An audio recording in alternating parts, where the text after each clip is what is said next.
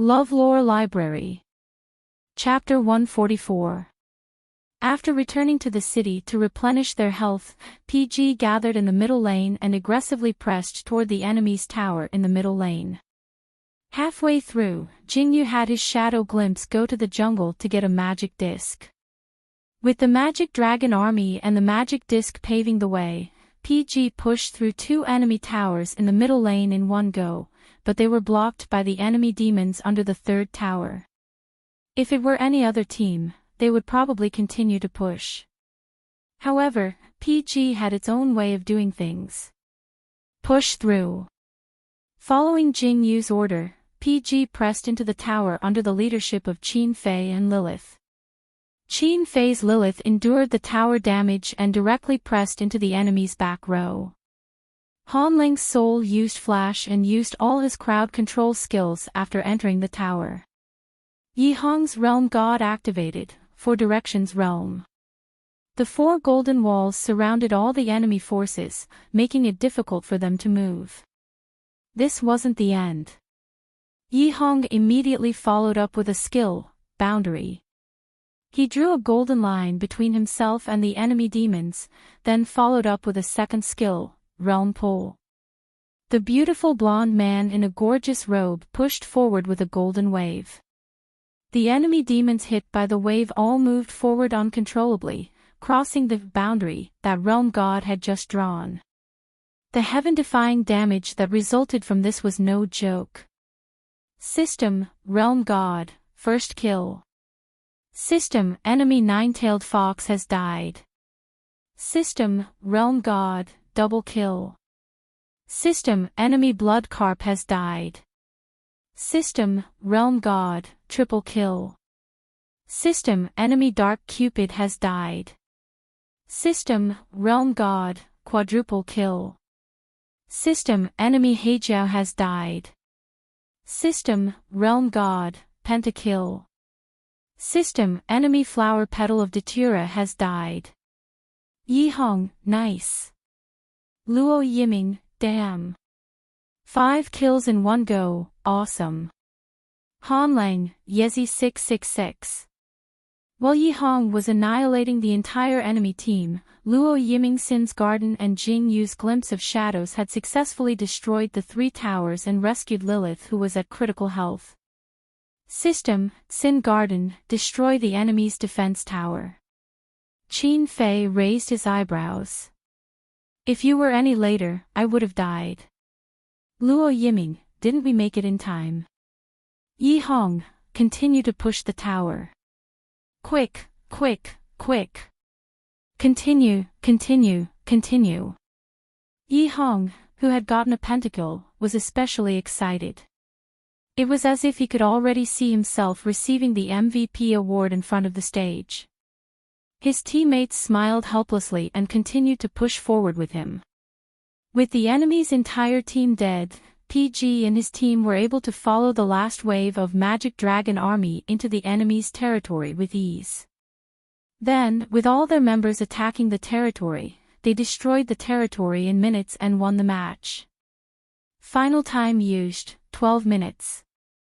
They only needed 12 minutes to win the match. A ban, PG is awesome. Jingyu and Yezi each got a pentakill. 2 pentakills in one match, that's awesome. Tanghua, 12 minutes, that's too fast. It's unbelievable. This is the fastest match in the International Invitational Tournament so far. Aban, Soul and State God combined control. State God's set of skills took out the entire enemy team. This will definitely be the top 1 kill this Friday. Tanghua, then the top 2 will definitely be Jing Yu's Glimpse of Shadows pentakill. In this match, PG's performance was impeccable. It was obvious that he had dealt a heavy blow to the LBL team, causing the LBL team's room to be silent for a long time. In the end, it was their captain who spoke first and comforted them. Don't worry, it's a best of 5. We only lost 1 match, so we still have a chance. Their teammates responded one after another, but everyone's expressions were stiff. Everyone knew that it was too early to say that they were going to lose. However, they had lost 2 pentakills in the first round, and they had no way to fight back. They had lost the match in 12 minutes. This blow was not something that could be erased with a simple, "there's still a chance." However, the winning team also had their own pressure. Jingyu, don't relax, maintain your condition and win in one go. If they lost the second match after leading the first match, the pressure on them would be even greater than the LBL team. In the second match, the LBL team gave the first ban to Glimpse of Shadows. This was within everyone's expectations. Country M's commentator even claimed that Jingyu's Glimpse of Shadows was unbeatable and that he was the world's #1 Glimpse of Shadows. A ban couldn't help but laugh. Country M's commentator is really daring. Every sentence is so full of confidence. Aren't they afraid of being slapped in the face later? After a pause, however, I don't think there's anything wrong with saying that Jingyu's Glimpse of Shadows is the world's #1. Ha ha ha. A ban, you really think highly of Jingyu. Tang Guo laughed. However, it turns out that your judgment is quite accurate. Jingyu's current position in the Chinese server is no less than BL,'s Li Yan. In this season, very few people say that Li Yan is the #1 jungler in the Chinese server. Everyone says that he's the #1 sword burial, and Jingyu's title as the #1 assassin in the Chinese server can't be any more stable. A ban, I'm looking forward to seeing which assassin monster jungler he'll use this time. As the two spoke, PG gave the first ban, and it was still sword burial. Jingyu calmly analyzed, they're going to make the first move this round, so they'll definitely snatch the mid laner. We can't use Realm God, but we have to ban them in the end. Qin Fei, giving them hope and then cutting it off. That's really bad. Jingyu coughed. It's all tactics. You taught me. Qin Fei couldn't help but laugh. Yeah, I taught you. Jingyu decided to ignore him and continued his analysis. They still have 2 bans left. I'm guessing they'll be Moonshade Spider and Immortal. If they don't ban those 2, we'll snatch them. He paused. In other words, their first ban is almost certain to be Nine-Tailed Fox. Brother, you won't have a problem suppressing it with Soul, right? No, Yi Hong said, then sighed. Although I'd rather use a burst mage to show off, Jingyu, then we won't ban Realm God. How confident are you if you use Nine-Tailed Fox against a Realm God? He didn't expect Jingyu to really try to satisfy him. Yi Hong's eyes widened in disbelief.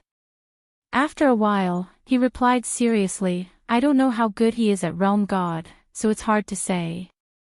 But I can tell you that if I go up against AI Min or Qian Xiaoxiao, my chances of winning against Nine-Tailed Fox are 50-50. AI Min, PMGM Team PG's mid laner, former captain of Team DJSS. Known for imitating Yi Hong's style and playstyle, she gradually figured out a playstyle that was more suitable for her. In the mock competition against Team 1, she led the team to victory many times. Although most of the time, it was PG who lost. Qian Xiaoxiao, Jock XD Team JOK's mid laner and captain.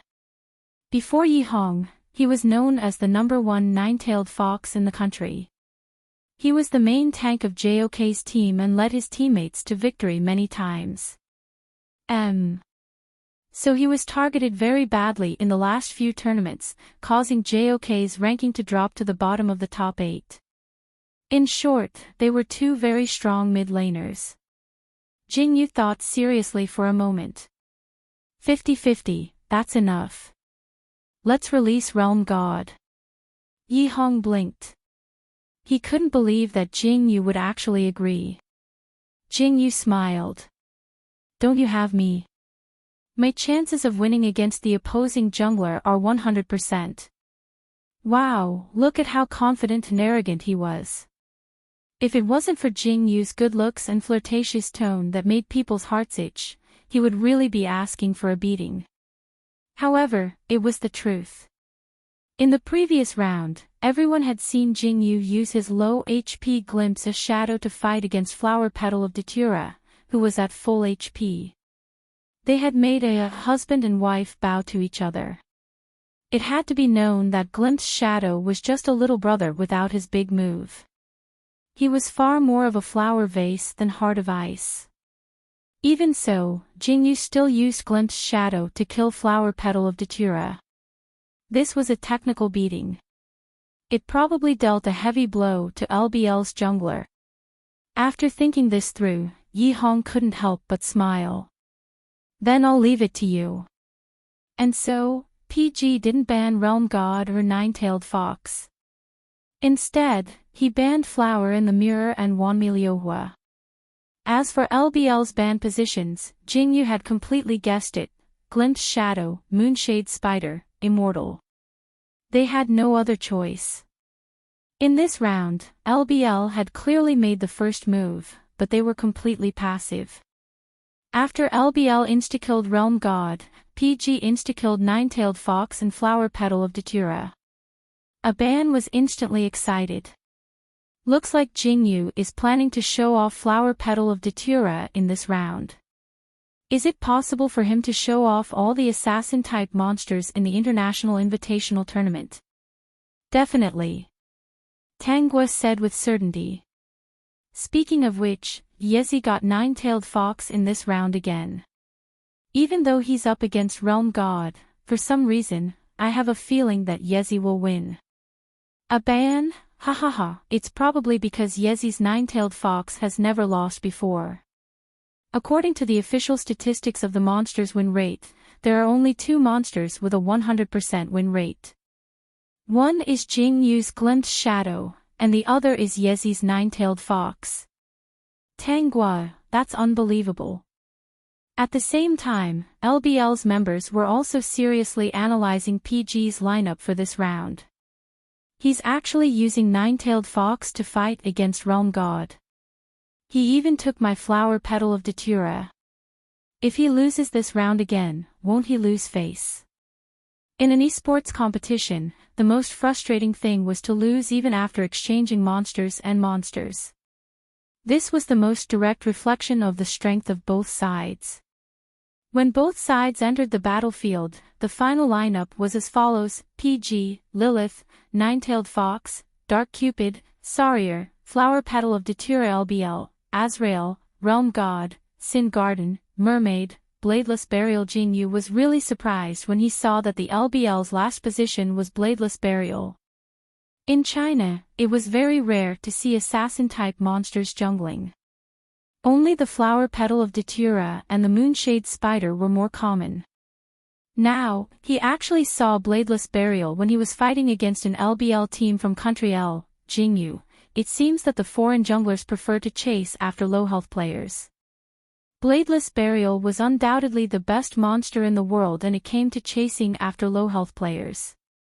Whether it was her second skill, Burrow, or her ultimate skill, Slayer's Will, they all had a speed increase effect. As long as she targeted a low-health player, it was almost impossible to escape. However, Bladeless Burial's base health was even lower than Heart of Ice. It was very easy to be counterkilled, so it had to be used very carefully. Soon, the match began. After Jingyu's Flower Petal of Datura entered the battlefield, he directly rushed to his own jungle. After clearing all the jungles in the jungle, he unlocked the third skill, Invisibility. Then, he ganked the enemy's top laner, Azrael, and was hit by Azrael's normal attack.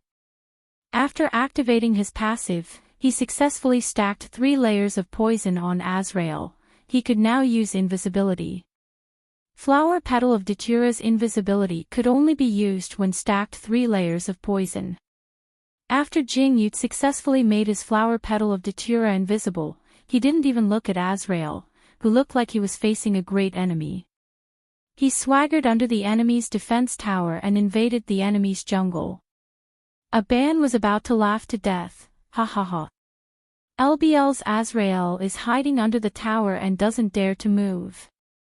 Tangua, he must think that Jingyu's flower petal of Datura is still nearby and wants to ambush him.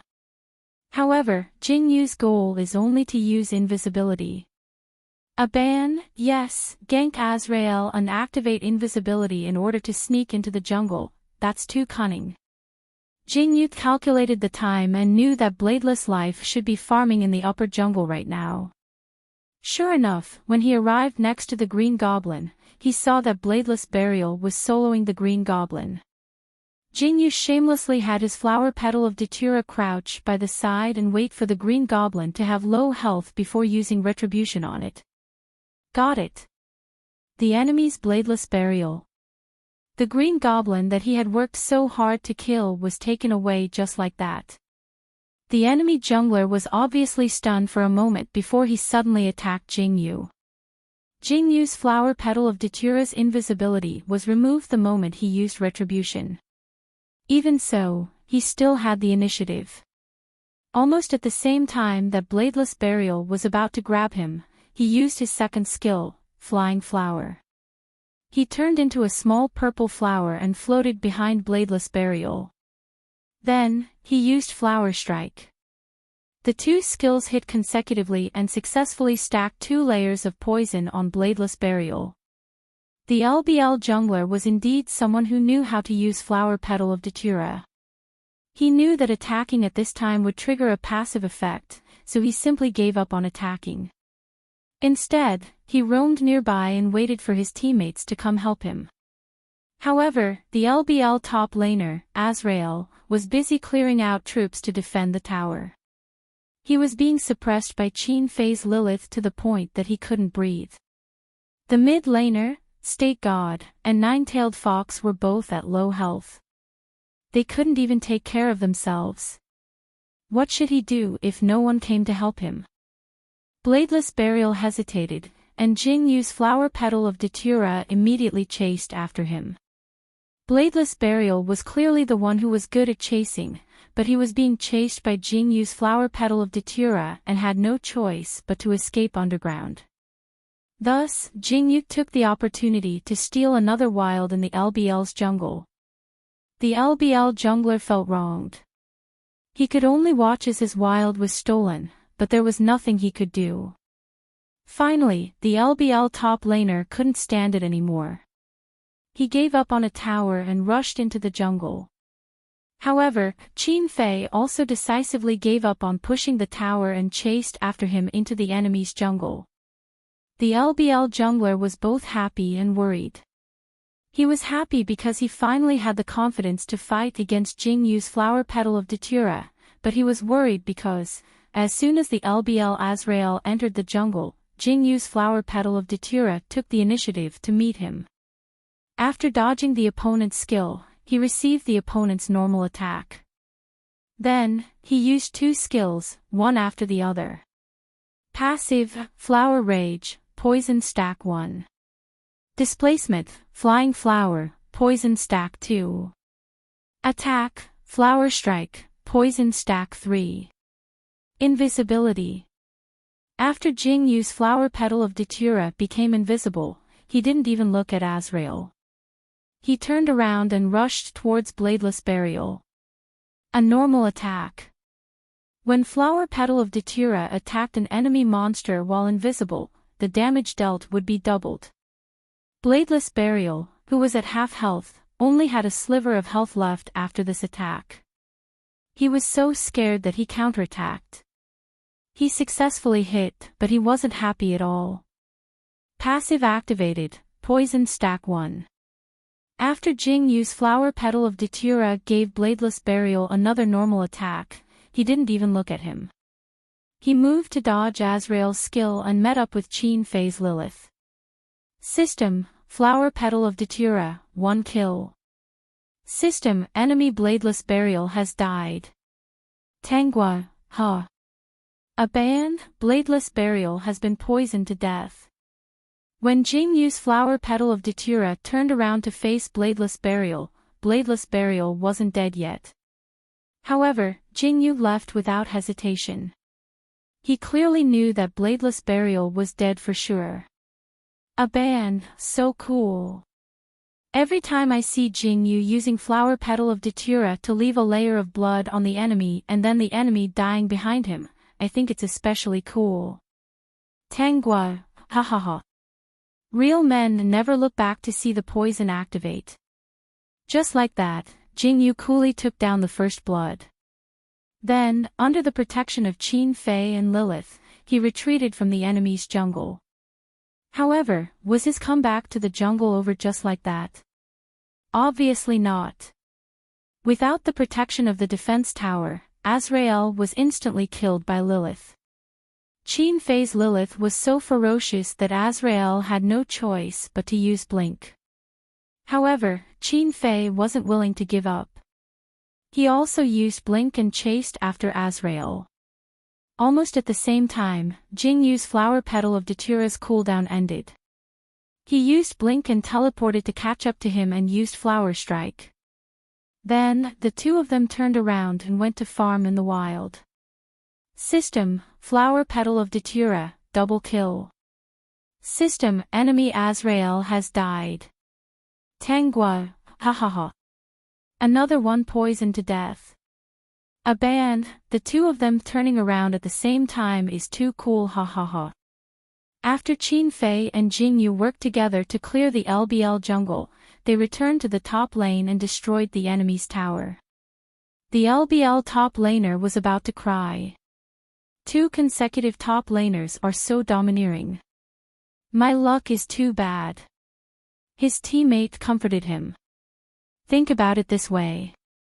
You took Azrael this round.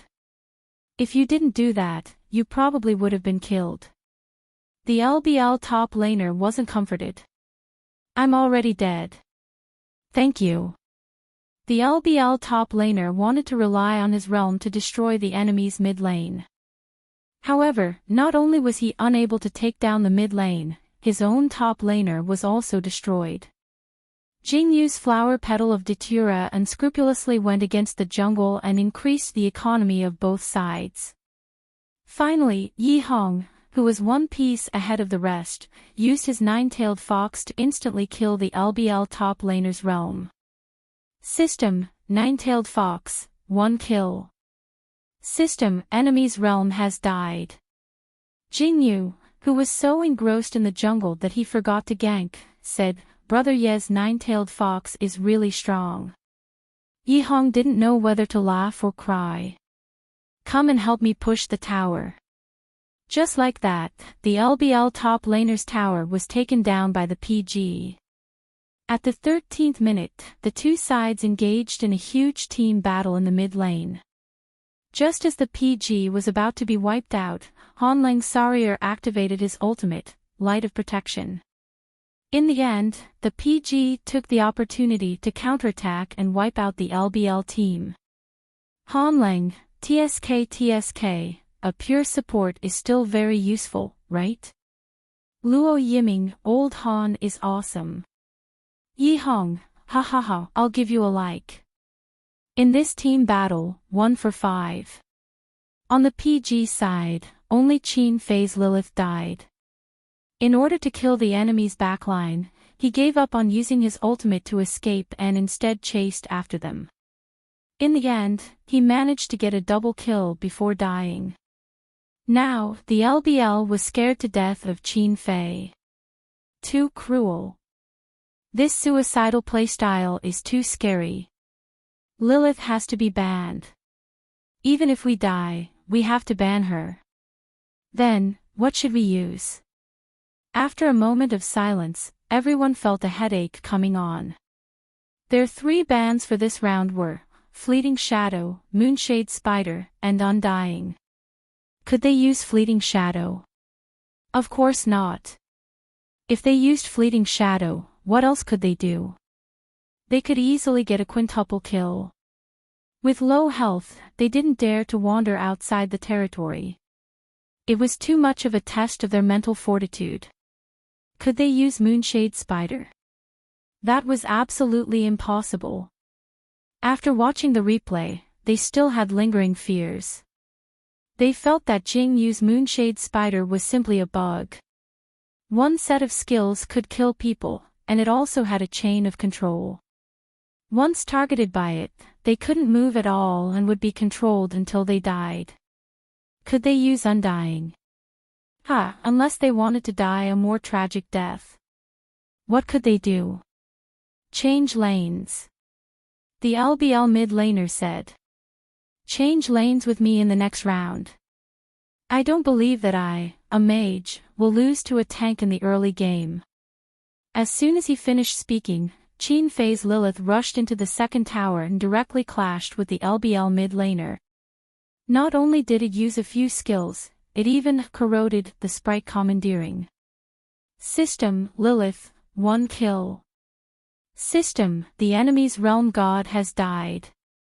The LBL mid laner, the other 4 teammates. After a moment of silence, the LBL mid laner looked at his gray screen and said calmly, in the next round, the top laner and bottom laner will change lanes. The LBL archer, QAQ after Qin Fei's Lilith jumped the tower and killed the realm god, he was only left with a layer of health and flashed out of the tower. Jing Yuke saw that he didn't die and secretly heaved a sigh of relief. Brother Fei, go back to the city to recover. Brother Yi, lead the bottom lane. Yiming and Brother Han, gather in the middle lane and prepare to steal the dragon.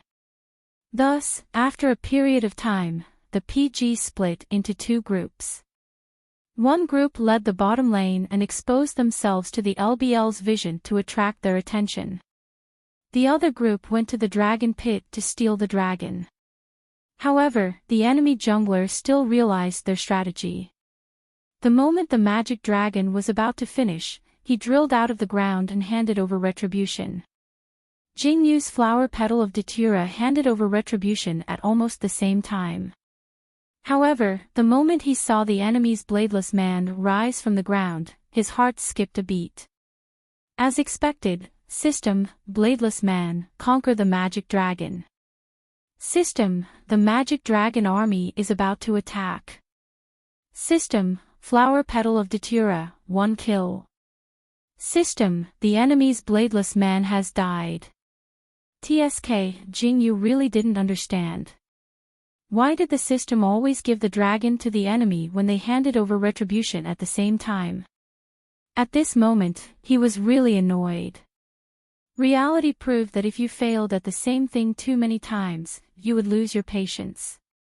What could he do? He could only vent his anger on the LBL players. Jing Yu, I'm so angry. Kill them. Chapter 145. It was indeed infuriating to have your dragon stolen, but for some reason, hearing Jing Yu say it out loud made his teammates feel very happy. Yi Hong immediately agreed. Yes. Kill them. Luo Yiming, we won't forgive them for stealing our dragon. If we don't kill them 300 times, we won't be able to vent our anger. Qin Fei, how can 300 times be enough? We'll kill them at least 500 times. Han Lang, I'm not going to say anything else. I'm going to use my carry. Don't stop me. Thus, the moment the LBL players followed the first wave of magic dragon troops into the middle lane, Qin Fei's Lilith directly used her ULT to suppress the 5 of them. At the same time, Yihong's nine-tailed fox used her ULT and Luo Yiming's Dark Cupid teleported over to deal damage. Han Ling's Sarier used her ULT to block the enemy's ULT and protect his team. At the same time, she switched to her carry and attacked crazily. Jing Yu's flower petal of datura took the opportunity to fly out and reap the kills. System, nine-tailed fox, 1 kill. System, the enemy's Sin Garden has been killed. System, Dark Cupid, 1 kill. System, the enemy's Sin Garden has been killed. System, Dark Cupid, double kill. System, the enemy's mermaid has been killed.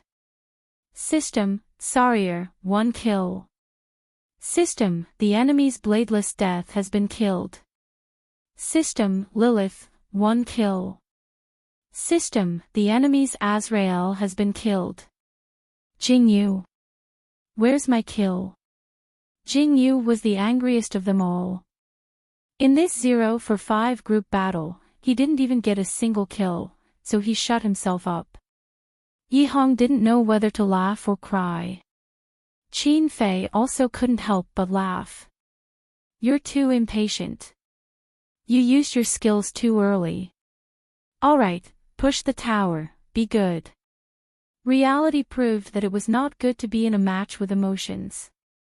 However, Jing Yu's performance was not a problem. Even if he did not get a single kill, he dealt heavy damage to the 5 opponents and got 5 assists. Jing Yu was still a little angry at first, but when he heard Qin Fei say, "Good boy," his anger instantly dissipated. He led the entire team and rushed towards the enemy's territory. He was completely unaware that the spectator stands outside were completely silent. Almost everyone in the audience had their mouths wide open in disbelief. It took a long time for the commentator to find his voice. While fighting against the Magic Dragon army, the PGs also got wiped out by the LBLs. This is simply amazing. Aban burst out laughing when he heard this. Ha ha ha ha ha. Country M's commentator is shocked by PG's performance again. Tanggua, to be honest, I was shocked too. PGs were too decisive and brutal in this group battle. It was clearly the LBLs who got the Magic Dragon, but PGs were more aggressive than them. Aban, this way, the LBLs got the dragon for nothing. PGs got the magic disc and started pushing the LBL's middle tower. Now that the first tower has fallen, they're pushing the second tower. The second tower has fallen. Next up is the third tower. With the help of the magic disc, PGs pushed into the LBL's territory in one go. After the LBLs resurrected, they tried to defend with the help of the Magic Dragon army, but they were killed one after another. In the end, the game ended at 24 minutes. The LBL's territory was destroyed, and PGs won. This result was almost within the expectations of all PG's fans. Aban and Tangwa's fans in the live stream had already seen through everything. Ha ha ha ha ha. Anyone who dares to steal PG's dragon is a brave warrior. As everyone knows, PGs will go berserk after their dragons are stolen. Once PG's seals are unlocked, they're out of control. LBLs, what a miserable team. The 5 LBLs looked at the word failure on their screens. They were so shocked that they lost their expressions. If they didn't steal the dragon, they could still comfort themselves by saying that they lost because of a good opportunity. However, they managed to steal the dragon.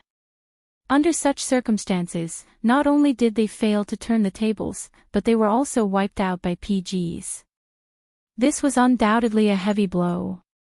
In the first round, PGs defeated them and the game ended in 12 minutes. In the second round, PGs traded 5 times for the Magic Dragon and wiped them out. Was there even a need to continue playing this game? If it wasn't for the fact that they were participating in the International Invitational Tournament and shouldering the honor of their country, they would have just forfeited and left after going through such a cruel 2 rounds.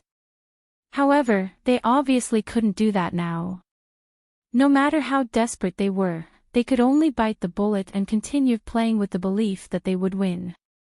Otherwise, even if they didn't forfeit, they would only be scolded when they returned to China. They didn't know how the other team from their country was doing. The LBL captain, anyway, the game isn't over yet. We still have a chance, we can't give up. In the next round, the top and bottom lane will switch lanes. The jungler will help the bottom lane. This might be a little risky, but we can only try. After the 2 teams rested for a while, the third round started. In this round, the blue team of LBL made the first move. There were some changes to their 3 bans. In the end, they banned Plunder Shadow, Moonshade Spider, and Lilith. PG's first banned Sword Burial and second banned Flower in the Mirror. When they were about to ban the third monster, they realized that LBL didn't ban the immortal. They were instantly at a loss. Ban what? Jingyu felt that he couldn't make a decision. Immortal, Realm God, and Wanmi Liuhua, choose one of the three. Qin Fei, Immortal. Yi Hong, Wanmi Liuhua. Luo Yiming, Realm God, right? Jingyu, == do you dare to share your opinions? Jingyu, Brother Han, what do you think? Han Lang, I think that Brother Fei's life has been banned, so it'll be a little difficult for him to suppress the immortal. However, Yezi must think that he can't suppress Wanmi Liuhua with Realm God or Nine-Tailed Fox. That's why he said that he wants to ban Wanmi Liuhua. However, the other team might not use Wanmi Liuhua as a lane. Jingyu, okay, it's decided. We'll ban the immortal. Yi Hong. Did you hear old Han's analysis and think that the other team won't use Wanmi Liuhua as a lane, or do you just not want to see Brother Fei get suppressed? After banning the immortal, Jingyu replied seriously, Brother Fei won't get suppressed no matter who he plays against. Yi Hong, Qin Fei, you're right. Yi Hong, do these two people have any shame at all? However, it turned out that flags couldn't be raised carelessly. The first position of the LBL was Wanmi Liuhua. Yi Hong frowned. Even though he felt that something was wrong, he still chose to ban Realm God. Then, in the other position, Jingyu chose Bladeless Man. Seeing this zombie lowly, Luo Yiming couldn't help but laugh out loud. Ha ha ha. Jingyu, are you going to pick whatever the other team picks? Jingyu shrugged. I'm just being nice and teaching the other team how to play the jungler, Qin Fei, don't be arrogant. No one knows the result of the game until the very last moment. We can't rule out the possibility that the other team will use 2 to chase 3. I know, Jingyu replied sullenly. Of course he knew about this. He was just being sarcastic. He felt that Qin Fei should know him well. Hearing the dissatisfaction in his voice, Qin Fei helplessly smiled and ruffled Jingyu's hair. Jingyu quickly raised his hand to stop him. What are you doing? Qin Fei grabbed his hand and helped him straighten his hair. Okay, I'm just saying. I know you won't underestimate your opponent. Anyone can underestimate their opponent, but you won't. Hearing this, Jingyu was instantly happy. Okay, Yi Hong, wow, I'm going to call the police. Luo Yiming, save my mother. Who's going to drag these two away? Han Lang, you two are too much. Can't you just play the game properly? Qin Fei, yes, yes, yes. His tone was extremely perfunctory. Jingyu, == while they were talking, the other team locked onto Nine-Tailed Fox and Sin Garden. Seeing these two monsters, the PG team was stunned. Finally, they could talk about the game normally again. Yi Hong, Nine-Tailed Fox and Sin Garden. Then Wanmi Liuhua is the top laner. Most likely, Qin Fei replied. They didn't expect to meet a double archer lineup in the International Invitational Tournament. However, they had experience fighting against a double archer lineup. Luo Yiming, when I saw the double archer lineup, I knew that we were going to win this game. Han Lang, ha, we didn't train for nothing these past few months. It was all for the sake of beating this kid 2-0 in the points competition. Yi Hong, why is this LBL team so unlucky? They keep running into us. Qin Fei, you can't blame them. I'm just too strong. Jingyu couldn't help but laugh. He could finally return Qin Fei's words to him word for word. Don't be arrogant. No one knows the result of the game until the very last moment. Qin Fei, Tisk, you're absolutely right. Yi Hong, wow, that's enough. After a while, the lineups for the third round were confirmed. PG, Satan, Realm God, Dark Cupid, Heijiao, Bladeless Death LBL, Wanmi Liuhua, Nine-Tailed Fox, Sin Garden, Blood Carp, Flower Petal of Datura. The mid laner and jungler of both teams swapped monsters. Apart from that, the biggest change was that LBL's top laner had Wanmi Liuhua. LBL thought that since their top laner couldn't beat their opponent's top laner, they would take a gamble by swapping lanes. Since their top laner had to take the bottom lane, they had to take a monster with longer arms. Wanmi Liuhua was undoubtedly the best choice. They didn't want to make a comeback in a 1v2, they just wanted to defend their bottom lane. Moreover, PG had their reasons for banning Wanmi Liuhua in the first 2 rounds. Since they were so afraid of Wanmi Liuhua, LBL had to try Wanmi Liuhua. Unfortunately, LBL didn't know that while PG was indeed afraid of Wanmi Liuhua, they were afraid of Wanmi Liuhua going mid lane. Wanmi Liuhua going mid lane. There was no pressure in the lane, okay? However, there was one thing that PG didn't expect. They didn't expect LBL's top and bottom laners to swap lanes. Thus, when Qin Fei saw Sin Garden and Blood Carp in the top lane, he was shocked. Huh, 2 people against me. Who asked you to be so strong? Yi Hong joked. As it turned out, LBL's last-minute strategy was effective. In the early stages of the match, they successfully suppressed Qin Fei's Satan. Sin Garden was an archer with long arms. Blood Carp's second skill, Vortex, had a crowd control effect. Of these 2 monsters, one forced them to move while the other exhausted them. They managed to completely suppress Qin Fei's Satan. At the same time, the mid laners of both teams were in a deadlock. Luo Yiming and Han Lang were also suppressing Wanmi Liuhua in the bottom lane. However, because Wanmi Liuhua cleared the minions quickly, they were unable to reach the tower. From the looks of it, PG's top laner would be the first to drop the tower. However, LBL seemed to have forgotten that it was dangerous to be too close to a squishy target. I'm coming. Go.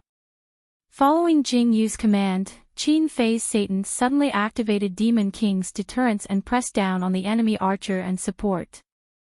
The enemy archer and support were shocked. It was too late when they realized that something was wrong. On the screen, a pale-skinned girl crawled out from the ground in a strange posture. Her 5 fingers were like blades as she clawed at the archer's back. Bladeless Man's skill, Sharp Claw, dealt heaven-defying damage to the enemy archer. Then, Qin Fei's Satan threw a demonic blast, which accurately hit the enemy archer and successfully took away his remaining health. System, Satan, 1 kill. System, enemy Sin Garden has been eliminated. When the enemy Blood Carp saw that he could not protect the archer, he quickly turned around and retreated. At the same time, the enemy jungler, Flower Petal of Datura, rushed out and tried to kill Satan, who had only a sliver of health left. Qin Fei's Satan retreated to the bottom of the tower and dodged a skill from Flower Petal of Datura. Jing Yu used his Bladeless Man to chase after the enemy Blood Carp and gave chase. His Bladeless Man had not reached level 6, so he did not have an ultimate skill that could increase his movement speed. His second skill, Burrow, was also on cooldown.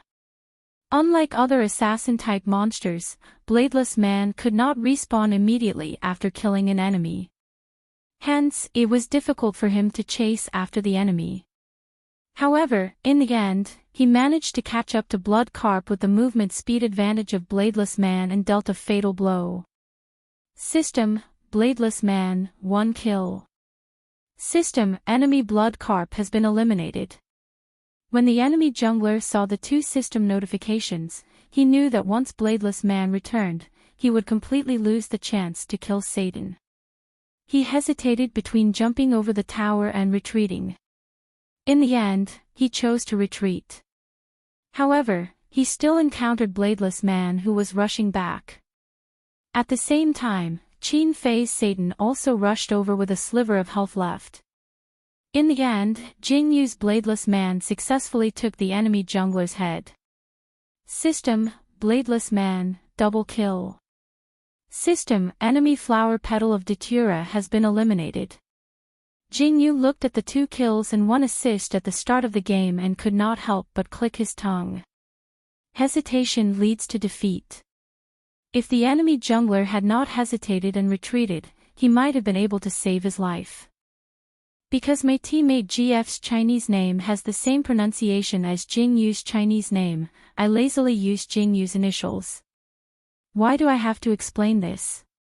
Because I see that many people here are curious about this. Have I solved an age-old problem for everyone? The audience laughed loudly. The atmosphere couldn't be more relaxed. A Ban and Tangwa's live broadcast room instantly exploded with comments frowny face fuck. Kneel when you open your mouth. Brother Faye's English is so good. I don't believe it. Is this still my brother Faye? Such a handsome person can't be my brother Faye. Wake up, this is really brother Faye. It's the real deal. Jing Yu sat in the gaming room and stared blankly at Qin Fei on the screen. He couldn't come back to his senses for a long time. He knew that Qin Fei's English was good, but in reality, he was still amazed when he heard him speak it. This fluency was obviously not on the same level as him. It was as if he was from another world. However, this person was his boyfriend, the other half of his life. This feeling was very strange. It was probably called pride. In short, at this moment, Jing Yu especially wanted to see the reaction of the Chinese people. Were they surprised? Did they think that brother Fei was awesome? Wasn't my brother Fei super awesome? He couldn't see the reaction of the Chinese people, but he saw the reaction of his teammates. Luo Yiming, fuck. Brother Fei's English. Although I don't understand it at all, it feels awesome. Han Lang, I don't understand, but it's awesome. Yi Hong, ha ha ha. He's explaining to everyone that little Jing Yu's ID doesn't mean girlfriend. Jing Yu, huh? Jing Yu was surprised for a moment and couldn't help but laugh. Brother Fei is really the best. He didn't forget me even when he was interviewed. Wait, what girlfriend? After Qin Fei's interview ended, PG's team packed up their things and went home. Their match ended very quickly, so they still had a lot of time to waste in the afternoon. But that was impossible. The tiredness of a match and training was completely different.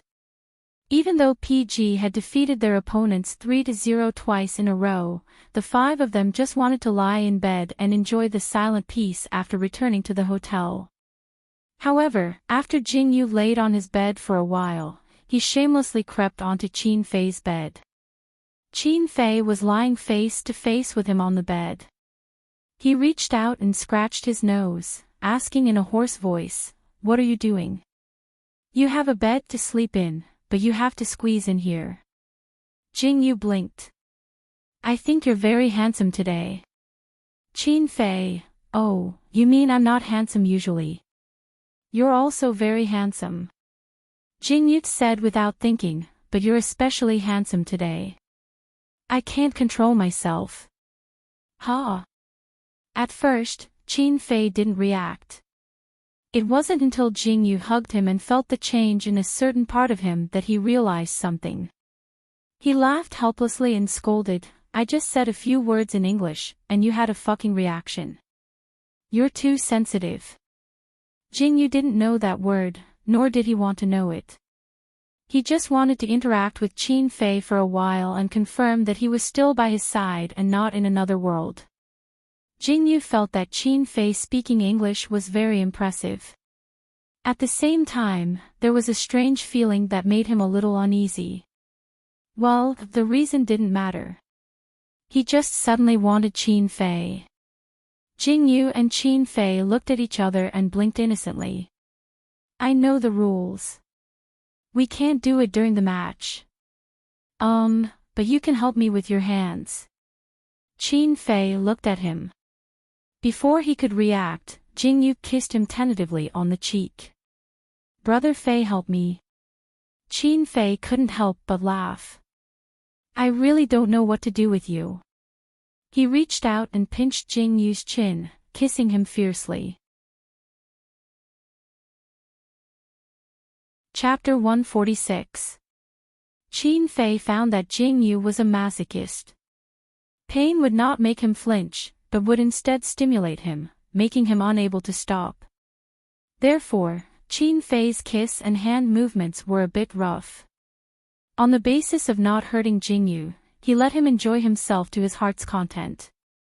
Jingyu panted in Qin Fei's arms. After the release, his body was instantly exhausted and he wanted to sleep. Qin Fei kissed his forehead and said hoarsely, "Sleep if you're sleepy. I'll call you for dinner." "Okay." Jingyu replied and returned Qin Fei's kiss. Before dinner, Qin Fei woke Jingyu up. The two of them took a shower one after another and dried their hair before going out. After dinner, Fang Luofan gathered the 5 members of PG in his room. "Tomorrow morning, we'll play the last group match. In the afternoon, we'll play the knockout match. The opponents for the knockout match will be automatically matched after the group match. Time is limited. I can't help you analyze all the teams, so you'll still need to play on the spot and adapt to the situation. But tomorrow's opponent for the last group match, without any suspense, is Death from Country H." As Fang Luofan spoke, his laptop played the last match between Death and Ri. The result was Death defeating Ri 3-0. It was obvious that Death's ability was not at the same level as Ri and LBL. Death's top laner is very domineering. Qin Fei, you have to be careful when you play against him. Fang Luofan was worried that Qin Fei would underestimate his opponent. However, when he looked up and saw the seriousness on Qin Fei's face, he felt that his worry was completely unnecessary. If Qin Fei would underestimate his opponent, he would not be able to suppress his opponent under the tower every match. In PG's team, the most consistent player, besides Jingyu, was Qin Fei. Sure enough, Qin Fei looked at the recording of the match on his laptop screen and said indifferently, "It's pretty domineering." His tone was casual and even a little lazy, but that didn't mean that he wasn't thinking. "My chances of winning against him are about 50%. However, as long as I can defend, we will have a huge advantage in the middle and bottom lane." Fang Luofan agreed, "Even though Death's mid laner and archer aren't weak, I don't think Yezi and Yiming are any weaker than them. Plus, we have Jingyu." "Jingyu, so, the middle and lower tiers are working together." Fang Luofan, "Yes. I'll leave it to you guys. I have faith in you guys." Jingyu couldn't help but laugh. In the first 2 games, he and Qin Fei worked together in the jungle a bit too many times, but what he really liked and was good at was still working together in the jungle. Every time a brittle skin was caught, they would die. This was much better than catching them alive. But this way, if he wanted to go against the jungle, he would have to do it alone. So, the next morning, when the match started, Jingyu said when PG drew the blue team to go first, "I want to take sword burial this game." Yi Hong reacted almost immediately. "You want to go against the jungle?" Jingyu replied with an and then felt a little funny. It seemed that his sword burial had left a deep impression on his teammates. In the banning segment, PG used his understanding of death to target the enemy's top laner, and banned the Immortal, Azrael, and Lilith. This was the first time PG banned Lilith because they could see that the enemy's top laner, Lilith, wasn't any worse than Qin Fei. Lilith's true playstyle was to be fierce. This was because she relied on her outstanding lifesteal ability to take damage. If she couldn't hit the enemy, she wouldn't be able to lifesteal and would be beaten to death by the enemy. To play Lilith, one had to face the enemy at all times and confront the enemy head-on. Once the thought of retreating appeared in her mind, even if she turned her back to the enemy, the only outcome waiting for Lilith was death. Qin Fei's style was fierce, and Death's top laner was actually as fierce as Qin Fei. If Lilith was released and PG went for sword burial first, then Death's first position would definitely be Lilith. So, in the first game against Death, since they had decided to go for sword burial, PG would definitely ban Lilith first. Country M's commentators didn't think there was a problem with this, but Aban and Tanguo were shocked by PG's ban. Aban, PG actually banned Lilith. This is the first time. It should be a ban against Death's top laner, right? Death's top laner is really tricky. Tanguo, but isn't PG going to go first? He can definitely snatch Lilith first. Aban, maybe there's another monster who wants to snatch PG in this game. I don't know if it's Nine-Tailed Fox or Dark Cupid. Death's 3 bans were given to Plunder Shadow, Moonshade Spider, and Realm God. Obviously, after analyzing PG's style and tactics, they judged that PG's jungler and mid laner were the biggest threats to them. When Yihong saw that his Nine-Tailed Fox was released, he really wanted to hug and kiss Jingyu. Little Jingyu, I love you to death. As long as you use Plunder Shadow and Moonshade Spider, you'll definitely take up 2 bans. This was also the reason why Yihong was able to use Nine-Tailed Fox several times in the 5th Domestic Professional League. He led the team to win the championship of the Invitational Tournament and 2nd place in the finals. However, in the face of Yihong's excited voice, Jingyu replied indifferently, "Thank you for your confession, but unfortunately you won't have the chance. I only love Brother Fei." Yihong was stunned when he heard this. When he came back to his senses, he almost vomited blood. "You're not even trying to hide it anymore."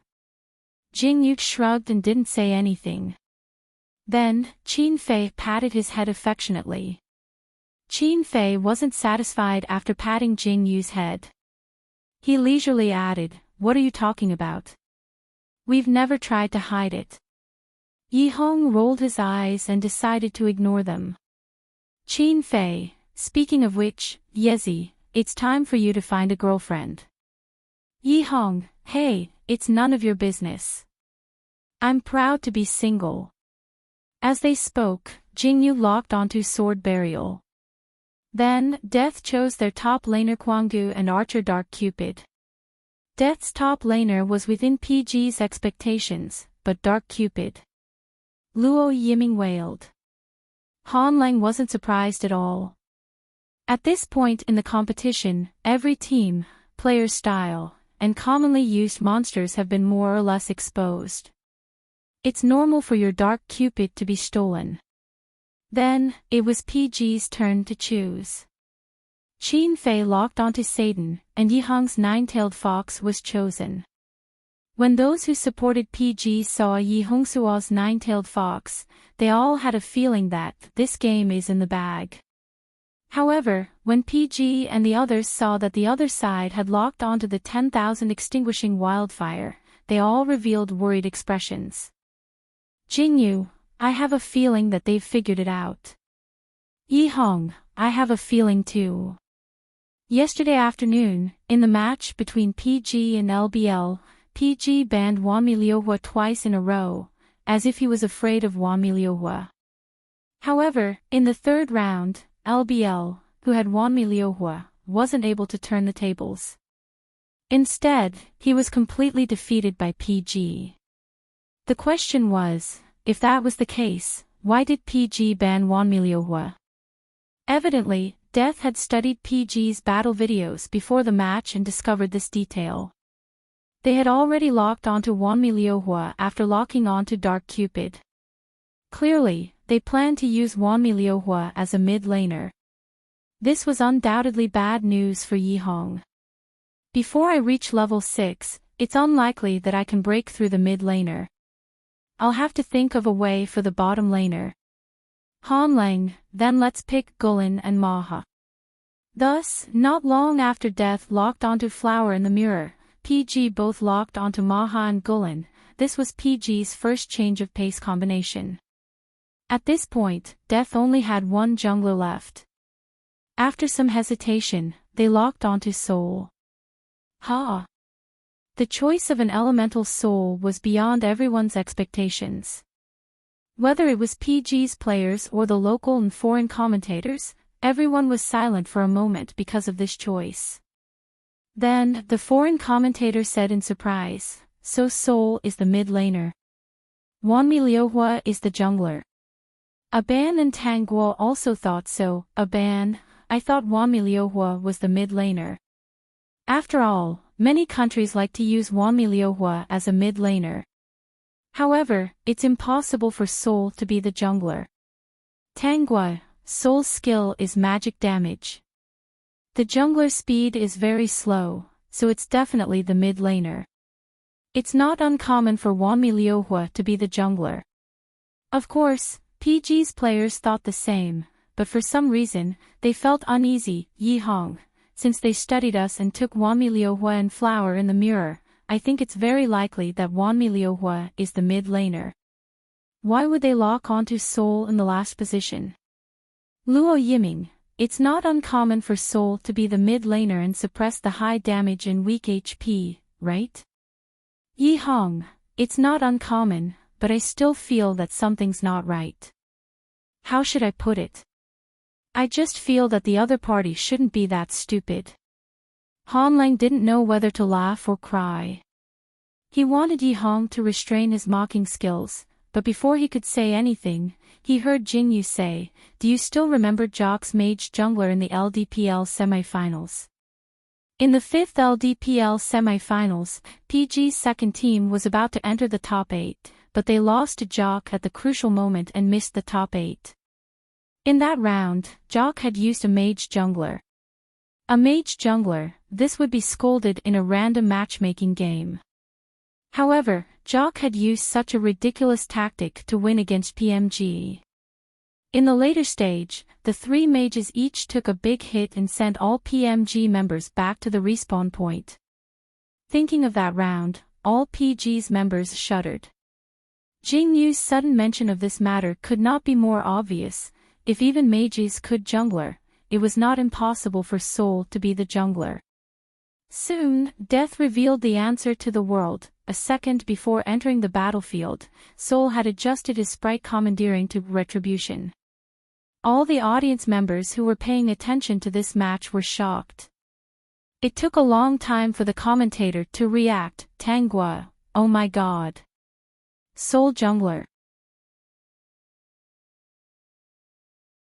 Chapter 147. PG didn't expect Death to have such a move. Soul's jungler, this was the first time PG had seen such a ridiculous lineup. However, Jingyu thought about it carefully and felt that Soul's jungler did have an advantage over Soul's jungler. Brother Yiming, be careful when you're facing each other. Don't go too deep. It wasn't a joke to be controlled when facing each other. Since Death's jungler had taken Soul, he had basically given up on farming and killing. His goal was only one, gank. Think about it. When both sides faced each other, Soul would suddenly rush out and control the enemy's monster. Then, Soul's team would be able to seize the opportunity to kill their opponent. As for the monsters in the jungle, they could let their own archers develop. It was obvious that Death's jungler had a completely different style from the two teams PG had met before. RE and LBL's junglers were basically herbivorous. They focused on farming and would enter the battlefield in the later stages of the team battle to chase down low health. Death's jungler, on the other hand, was definitely carnivorous. He focused on gank and helped his teammates kill the enemy. As for Jingyu, if one had to describe him, he was probably omnivorous. He would farm and gank at the same time. He would enter the battlefield before and after the team battle. He had even personally led a team and was the main damage dealer. Not to mention killing and chasing down low health. That was the jungler's job. Well, from the looks of it, Jingyu was both a father and a mother in PG's team. He was extremely busy. Not to mention, he was also PG's commander. He was fully deserving of being the core of the team. In short, when PG and Death entered the battlefield in the first round, their lineups were as follows: PG, Satan, Nine-Tailed Fox, Maha, Gulen, Sword Burial Death, Kwangu, Wanmi Liuhua, Dark Cupid, Flower in the Mirror, Soul. With such a lineup, there were only two things that the commentators and the audience focused on.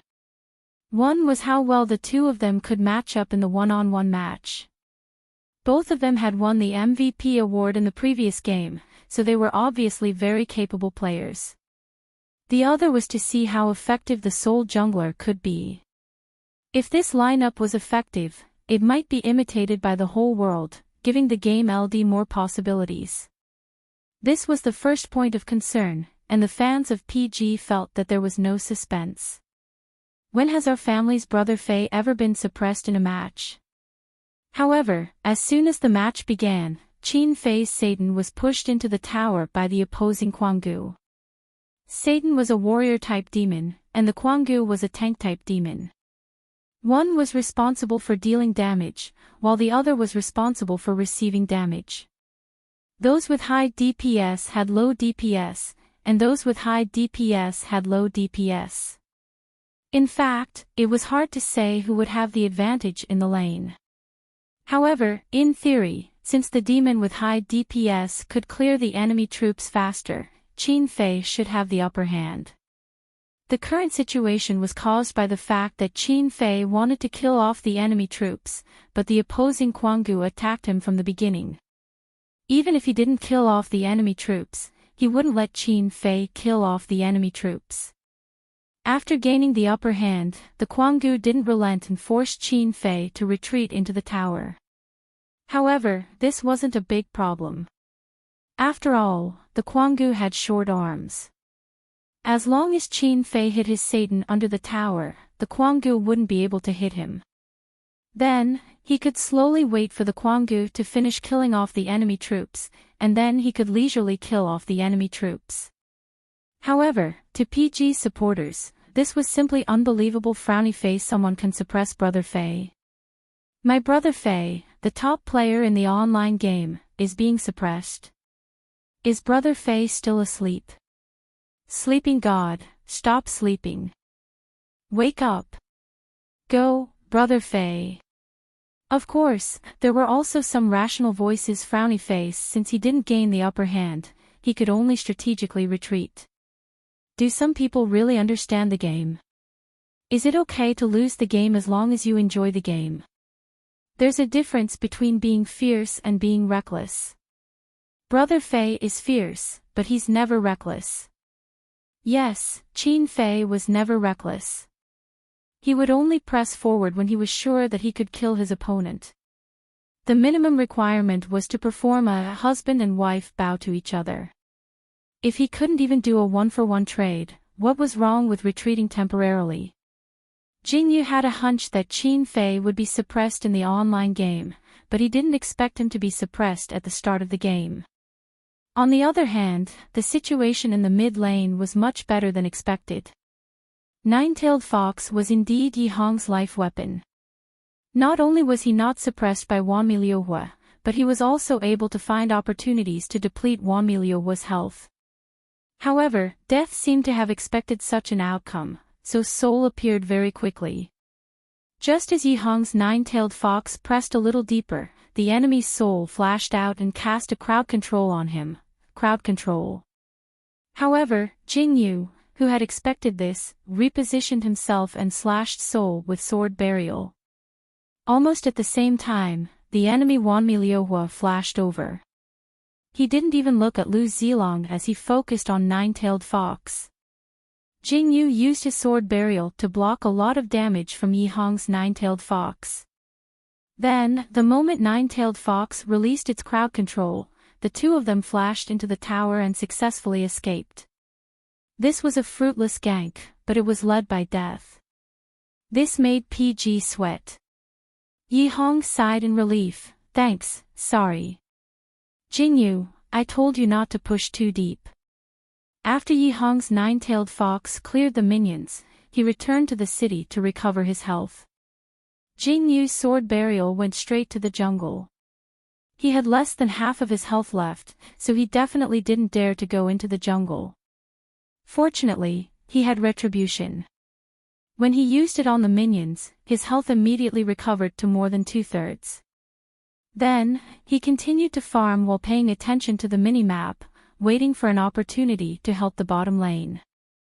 Soul's skills had cooldowns, so he would definitely choose to farm. However, no matter how fast Soul was, it couldn't be faster than Jing Yu's sword burial.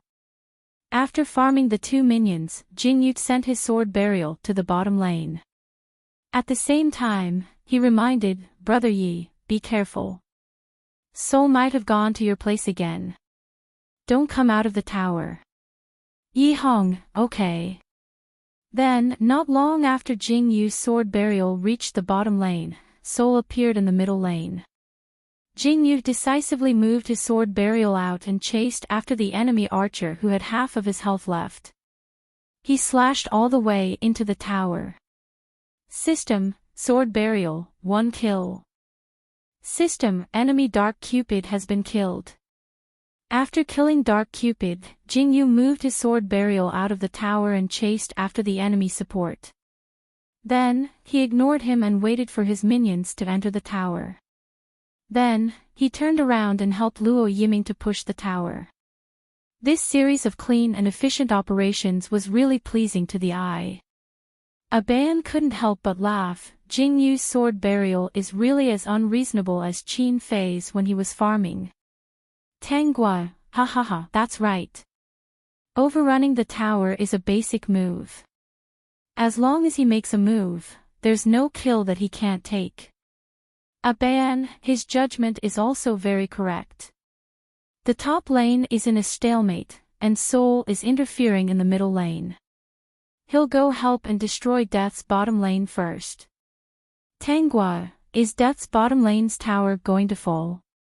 The archer and jungler worked together to push the tower. Even though it was just the start of the game, Death's bottom lane's health bar was dropping rapidly. However, the two were unable to destroy the tower in the end because the enemy Soul had arrived. However, it was of little use. Whether it was PG or Death himself, they both knew that it was just a stalling tactic.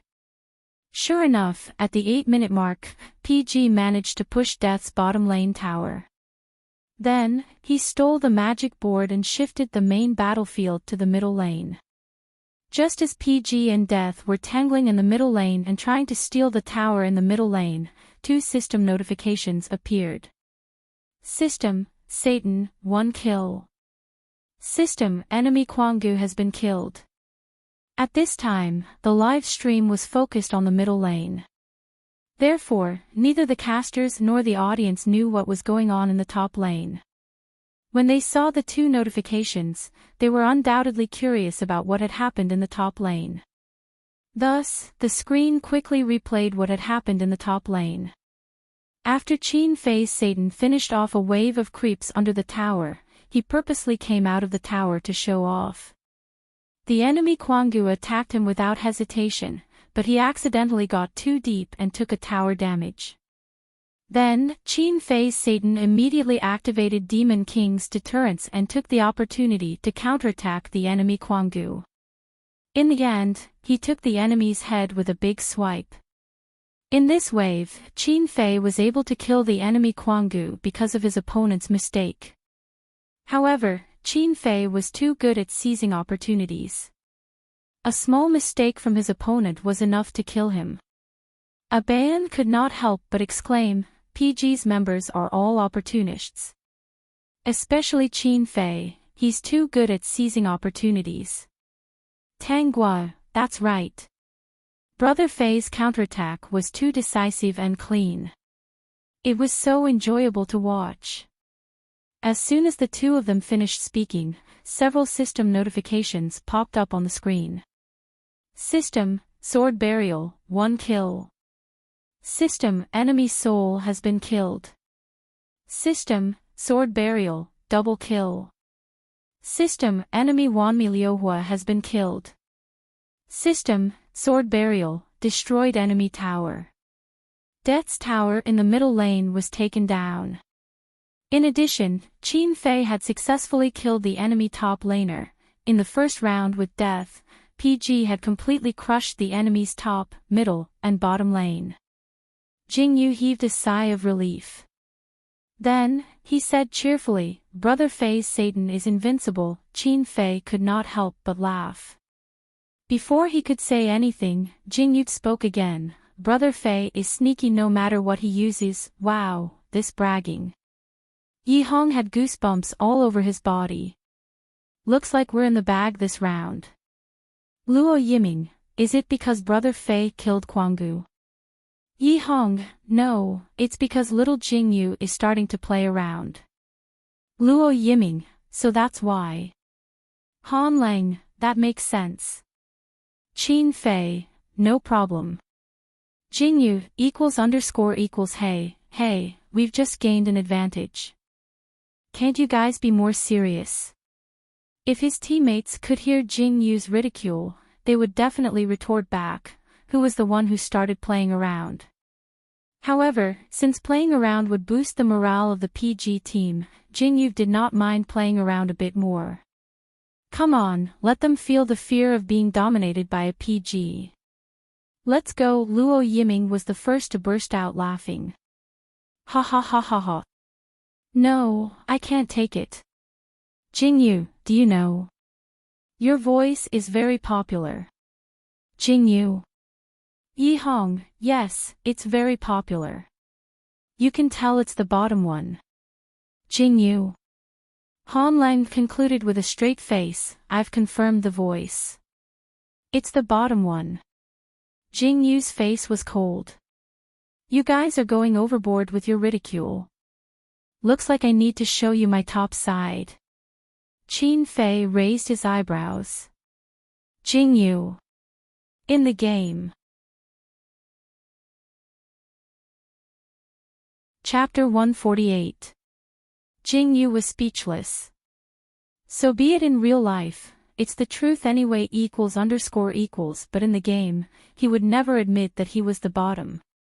I'm the main attacker in the game. He shouted, and then used his actions to prove this point.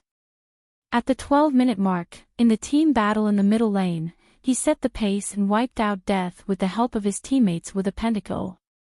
The series of kill notifications made people's blood boil. Even if PG lost a mid laner, it didn't affect the perfection of this team battle. Tanghua, Jingyu set the pace so well this time. The enemy team is completely messed up, they can't use many skills accurately. A ban, yes.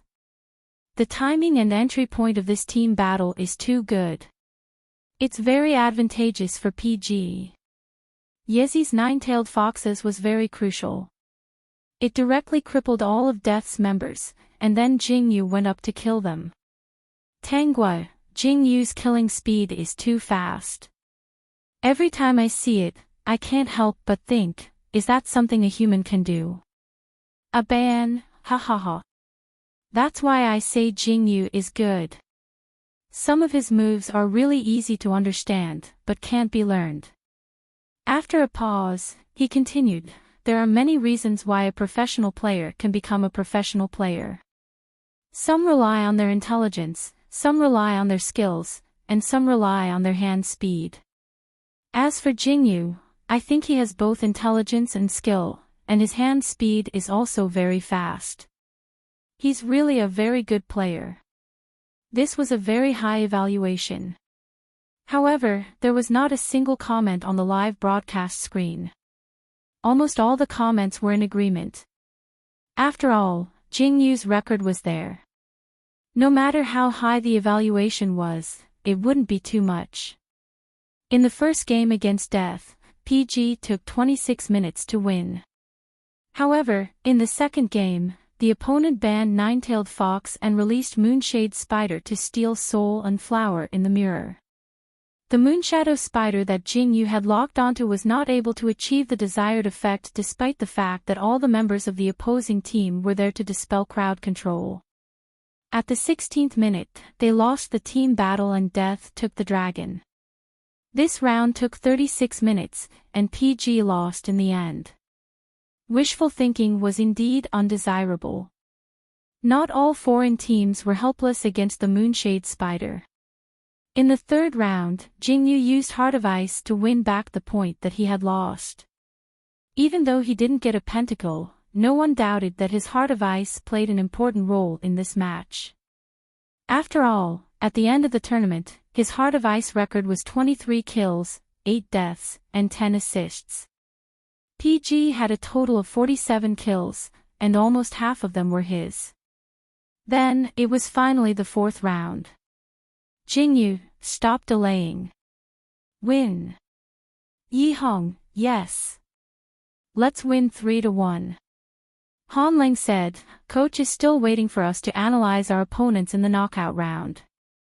Luo Yiming, win. Qin Fei smiled, but didn't say anything. After Death banned Plunder's Shadow, he was the first to ban Immortal. Then, he said, I heard that Azrael is a slippery top laner. Yi Hong raised his eyebrows. He suddenly had a bad feeling. What do you want? Qin Fei, I just want to know, who's better, is Azrael or my Lilith? As he spoke, the other team banned Realm God. On PG's side, it was Jingyu's turn to ban.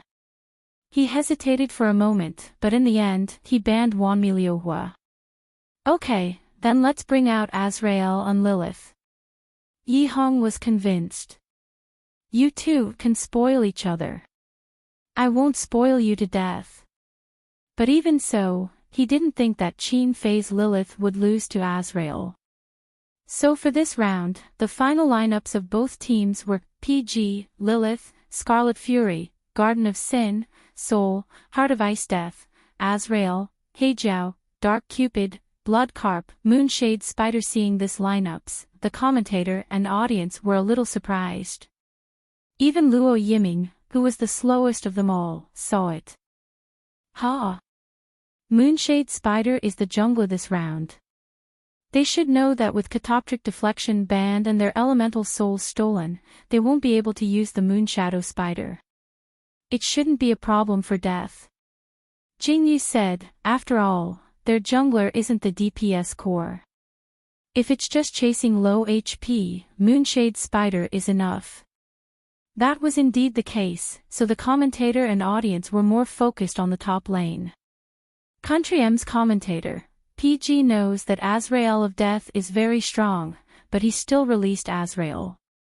I wonder what he's thinking. Tanguo was also a little worried. Lilith will be at a disadvantage against Azrael, right? Not to mention, the opponent this time is quite strong. A ban, in theory, that's true, but I still think highly of Qin Fei. Tanguo, are you loving the house and its crow? A ban, huh? Obviously, a ban didn't react, but the comments on the screen reacted almost instantly. I actually got it instantly. Got it instantly +1, ha ha ha, got it instantly. Tanguo decided to give a ban a hint. Aren't you Jingyu's little fan? A ban, yeah. Tanguo, so now you think highly of Qin Fei? A ban, I've always thought highly of him. Tanguo, love the house and its crow, a ban. The comments were about to die of laughter from a ban's reaction. A ban is a straight man, identification complete. A ban, I understand every word you said, but why can't I understand when you put them together? A ban, commentator, is dumbfounded online. Ha ha ha, Tanguo is too bad. She's spouting nonsense because she's not an official commentator. Tanguo laughed for a while and felt that it wasn't good for her to lead the conversation without an official announcement, so she explained. Recently, Brother Fei and Jingyu are together, so I said that you love the house and its crow. It's just a joke, don't take it to heart, a ban's face darkened. In this round, Qin Fei fought fiercely from the start. His first skill was lifesteal, and he used it to suppress Azrael, suppressing both Azrael and his minions. When two players with the same ferocious style met, one of them was bound to lose.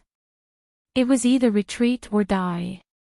In the first round, Qin Fei was suppressed and chose to retreat. In this round, Azrael was suppressed and chose to fight back. In the end, Qin Fei's Lilith killed the enemy Azrael at the cost of several near-death situations. System, Lilith, kill. System, enemy Azrael has died. The match had only started for less than a minute, and these two system notifications appeared too suddenly. Jingyu was stunned for a moment before he reacted. He couldn't help but laugh. No one can be fiercer than my brother Fei. These words gave Yihong goosebumps. Hey, are you really not worried that the recording of the match will be released? Jingyu was very magnanimous. There's a saying that goes like this. Anyway, I've already let it slip, so it doesn't matter. Yihong didn't know whether to laugh or cry. Don't you know that the officials will delete the recording before it is released? If you let it slip, the officials will definitely delete it for you. But you keep saying it every day, every match. Jingyu coughed guiltily. When did I say it every match? Qin Fei returned to the city to recover while reminding the two, what are you doing? Match. Yihong's face was serious. The enemy mid-laner has low health. Jingyu's face was serious. Hold him, I'm coming. System, Heart of Ice, kill. System, the enemy's Heijiao has been killed. Yihong's face was full of disdain. TSK, there are still people who use Heijiao as a mid-laner. This mage is so weak that even his mother can't recognize him. Jingyu's face was serious. That's right, it's better to use Soul as a mid-laner. Qin Fei, keep pretending, you two keep pretending. Jingyu coughed again and let his Heart of Ice float to the bottom lane. Gank the bottom lane failed, but they successfully chased away the enemy archer and obtained the magic disc. After releasing the magic disc, Jingyu gathered all PG's members in the middle lane and took down 2 towers in one go. Then, they were met with a strong counterattack from PG's members and retreated with low health. Soon, the match reached the 10-minute mark and the magic dragon spawned. Jingyu observed the enemy's distribution and immediately made a judgment. They're all in the bottom lane, this dragon can be stolen. Quick! At his command, PG's members gathered in the dragon pit and took down the magic dragon in minutes. At this time, PG's 3 towers in the bottom lane were stolen by Death. Obviously, they wanted to try it out while they were stealing the dragon. Unfortunately, they were one step too late. After PG took down the magic dragon, they immediately returned to the city. Then, the 5 of them went up together and domineeringly blocked all of Death's members and successfully killed their CS. After Death's archer died, almost everyone thought that there was no suspense in this match. Sure enough, PG couldn't defeat Death because their damage output wasn't high enough. They fought and retreated, and in the end, they were forced into PG's territory. At the 22-minute mark, PG killed 5 of Death's members at the edge of PG's territory. Only Han Lang, the support, died. Then, at the 23-minute mark, the screen froze and the scene of Death's territory being destroyed played. The word victory in gold appeared. Ah, we won. Luo Yiming happily took off his headphones. That's great, we don't have to play another match. BO5, best of 5. In the match against Death, PG took the lead and took the 3rd point, obtaining the final victory. At the same time, they also won Group D of the group competition. 2 3-0s, 1 3-1s, PG got a total of 8 points. This score was undoubtedly high in the group competition. After all, the highest score was only 9 points. The group competition came to an end. PG's 5 players felt relieved. Although they looked relaxed during the competition, in fact, each of them had a string in their hearts. They had already won the domestic championship. Therefore, this season, they didn't show much fighting spirit in the domestic competitions. Even if they worked hard to win the championship, they only got second place in the end. However, they had never won the international championship. Therefore, they were determined to win. Chapter 149. In the match against Death, the final MVP was once again given to Jingyu. This time, Jingyu had learned his lesson. Facing the host's interview, he responded in Chinese. Regarding this, some people let out a sigh of relief, while others sighed in pity. After his interview ended, PG's members packed up and returned to the hotel to rest. Before lunch, they once again gathered in Fang Luofan's room. After the group stage, the 16 teams will be reduced to 8 teams and will compete in pairs. In other words, no matter how you perform in the knockout stage, you will all be in the top 8 of the world. Are you happy? Fang Luofan's tone was very relaxed, but this didn't mean that he felt that the top 8 of the world was PG's final destination. I've watched the matches of the 8 teams. Since there's still time, I'll help you analyze each team's style and play style. However, whether you can remember it or not, that's up to you. The 5 of them all agreed. Thus, Fang Luofan continued, I won't say much about BLC. You've fought them so many times, you might know them better than I do. However, the chances of you being matched against them in the first round of the knockout stage are very small. Death has just fought against you, so it's impossible for you to be matched against them so quickly. So, let's not talk about these 2 teams for now. I'll talk about the other 5 teams. Fang Luofan analyzed the other 5 teams in one breath, and then let the 5 of them go for lunch. At 1 p.m., the first round of the knockout stage officially began. PG's 5 players returned to the competition room and adjusted their equipment. After entering the room and clicking on the button to prepare, they began a long and tense wait. After a period of silence, Yi Hong decided to speak up to ease the atmosphere. I hope that our next opponents will cry from our handsomeness and directly surrender. Qin Fei didn't give him any face. In your dreams? Yi Hong glanced at him. Anything is possible, okay? But you're too ridiculous. Han Lang replied. Then, he said, with your looks, who do you want to cry from your handsomeness? Pfft, ha ha ha ha ha. Luo Yiming couldn't help but burst out laughing. Yi Hong's face darkened. Jingyu couldn't help but laugh. He was already used to PG's teammates teasing each other. However, it had to be said that with Yi Hong's interference, the atmosphere in the PG team became much more relaxed. So much so that when the name of the enemy team appeared on the screen, their hearts did not waver at all. They even felt like laughing. Luo Yiming, 7. Why not call it V5? Yi Hong, This is a team from Country B. They can't get the point of a 1v5. Yes, the opponent for the first round of the PG elimination round was 7 from Country B. Jingyu immediately went through all the information about this team in his mind. The coach said that this is a very nimble and even a little weird team. They're comparable to SKR. Yi Hong, it's good to cause trouble. We like to cause trouble too, Jingyu, hey. To be more precise, SKR1 style was flexible and varied, while V7 style was strange.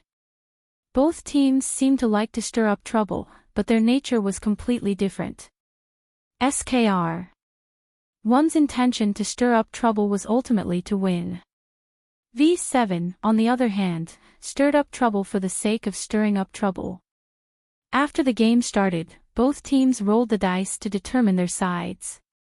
This time, Lady Luck did not side with PG, so V7 got the blue team first. PG could only patiently wait for V7 to pick the first ban position. Yi Hong, is it a good thing that we're playing V7 in the first round? Qin Fei, what do you mean? Yi Hong, think about it, V7 style is different from other teams. To put it bluntly, it's messy. Against such a messy team, it doesn't matter how much preparation you do in advance because you don't know what kind of lineup they'll use or what kind of tactics they'll use against us. If we're playing against them in the first round, it means that we'll have more and more information about our opponents in the next few rounds. Qin Fei sneered. I know what you mean. But there's a prerequisite. We have to beat them before we can move on to the next opponent. While they were talking, V7 picked the first ban position, Immortal. Seeing this ban position, everyone, including PG's 5 players, was stunned. They took the initiative to ban Immortal. Country M's commentator, V7 gave the first ban position to Immortal. This is too strange. They took the initiative and clearly had the opportunity to steal Immortal. Even if they didn't plan to steal it, they could have given the ban position to them. After being stunned for a moment, Jingyu said calmly, God of the Realm, wait. Let's ban one of them first and see how things go. Wanmi Liuhua. And so, PG banned Wanmi Liuhua. 7's second ban position didn't hesitate at all. He didn't even think about it before banning Realm God. They took the initiative to ban 2 strong teams. What was this team trying to do? Qin Fei suddenly laughed. This team is very interesting. Jingyu tilted his head. He didn't understand what was so interesting about it. As if he knew what Jingyu was thinking, Qin Fei patiently explained, they banned so casually without any pressure. It's like they don't care what the people think of them. Ha! Jingyu still didn't understand. Qin Fei looked at him helplessly. I want to say, they're not representing the country, but representing themselves. Yi Hong, wow, it sounds so easy and free. Qin Fei, that's good. It's a competition. Just enjoy it. What's the point of bearing so much pressure? Sometimes, too much pressure makes it worse. Jingyu, so what should we ban in the second position? Qin Fei, Flower in the Mirror. Ever since a new group of demons appeared, Flower in the Mirror's presence had become stronger and stronger. She could achieve a very terrifying effect when cooperating with many demons. Therefore, to a certain extent, this demon was even more difficult to deal with than the Undying. If they could ban it, they had to ban it. Jingyu never doubted Qin Fei's judgment. He decisively banned Flower in the Mirror. Finally, it was the last 2 positions for both teams. This time, 7 hesitated for a while before finally choosing Nine-Tailed Fox. Yi Hong couldn't believe his eyes. They didn't ban Plunder Shadow. Jingyu was also very surprised, but he didn't say anything. Hanlang, not only did they not ban Plunder Shadow, they didn't ban any jungler. Is this team's jungler very strong? Luo Yiming, they didn't know about us for no reason, right? This was very likely. After all, there were 8 teams that had advanced to the knockout stage. Not every team had enough time to understand all of their possible opponents. However, Yi Hong didn't agree. Chapter 150. Before entering the battlefield, Jingyu couldn't imagine how a 1v7 lineup would play. He suddenly remembered the painful memory of using Sword Burial. Now that he thought about it, he probably used the wrong equipment and went in the wrong direction. He felt that if he went up, he would have to use defensive equipment to help the team take damage. That wasn't wrong, but it wasn't the playstyle he was used to. That was why he lost miserably in that match. But what if he changed his mind? If he went up, he would still use critical damage. In the early game, he would use offense as defense and jump towers to kill. In the late game, he would pretend that he was still a jungler and do what junglers were supposed to do. In that case, he should still be able to carry the team with 5 kills. Assassins weren't the only ones who could be called assassins. Fighting head-on, seizing the opportunity to attack, and killing in one hit, that was how assassins did things. As the number 1 assassin in the country, Jingyu's mind was suddenly filled with images of himself using his assassin to fight against his opponents from the top, middle, and bottom lines. His expression instantly turned serious. Don't push too hard when you're fighting, especially when your opponents are strong. If you have low health, immediately return to the city. Don't stay under the tower. His teammates all agreed. However, when they entered the battlefield, the match had only started for 1 minute. System, Lilith, 1 kill. System, the enemy flower petal of Datura has died. System, Dark Cupid, 1 kill. System, the enemy bladeless youth has died. System, Dark Cupid, double kill. System, the enemy Sarier has died. Jingyu. Taking 3 kills at the beginning of the match was so fast that Jingyu felt like he was hallucinating. Let alone him, even Luo Yiming, who had personally taken the double kill, was confused. What happened? Yi Hong. You took the kill. You're asking us, but who are we supposed to ask? Luo Yiming, isn't bladeless youth too fragile? I don't even feel like I killed him. Qin Fei, assassins. Let's kill them a few times before they use their big moves. Luo Yiming, that makes sense. Yi Hong, I thought they were really going to cry from our handsomeness, so they took the initiative to offer themselves to us. Qin Fei, you're thinking too much. Jing Yuke shrugged helplessly. He felt that he might have overestimated his opponent's ability. If he had been the one fighting on both sides, even if he had been suppressed, he wouldn't have died so easily, right? However, at the 6-minute mark, frowny face system, glancing shadow, 1 kill. System, my soul has died. System, glancing shadow, double kill. System, Dark Cupid is dead. System, bladeless death, 1 kill. System, our mermaid is dead. Jingyu. The 3 kills were taken by surprise, and Jingyu wasn't prepared at all.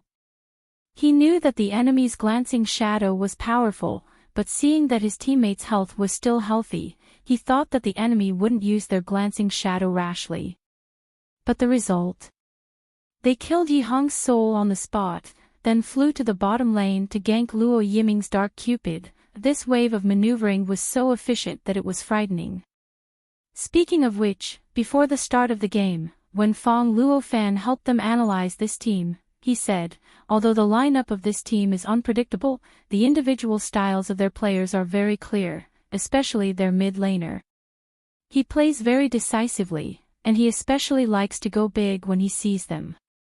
The so-called go big meant that after encountering the enemy, he would immediately use his big move without saying anything, and then follow up with his follow-up skills. This was a playstyle that junglers liked to use, especially when gank mages. Many mages would immediately lose their crowd control when encountering junglers, but the jungler would directly use his big move.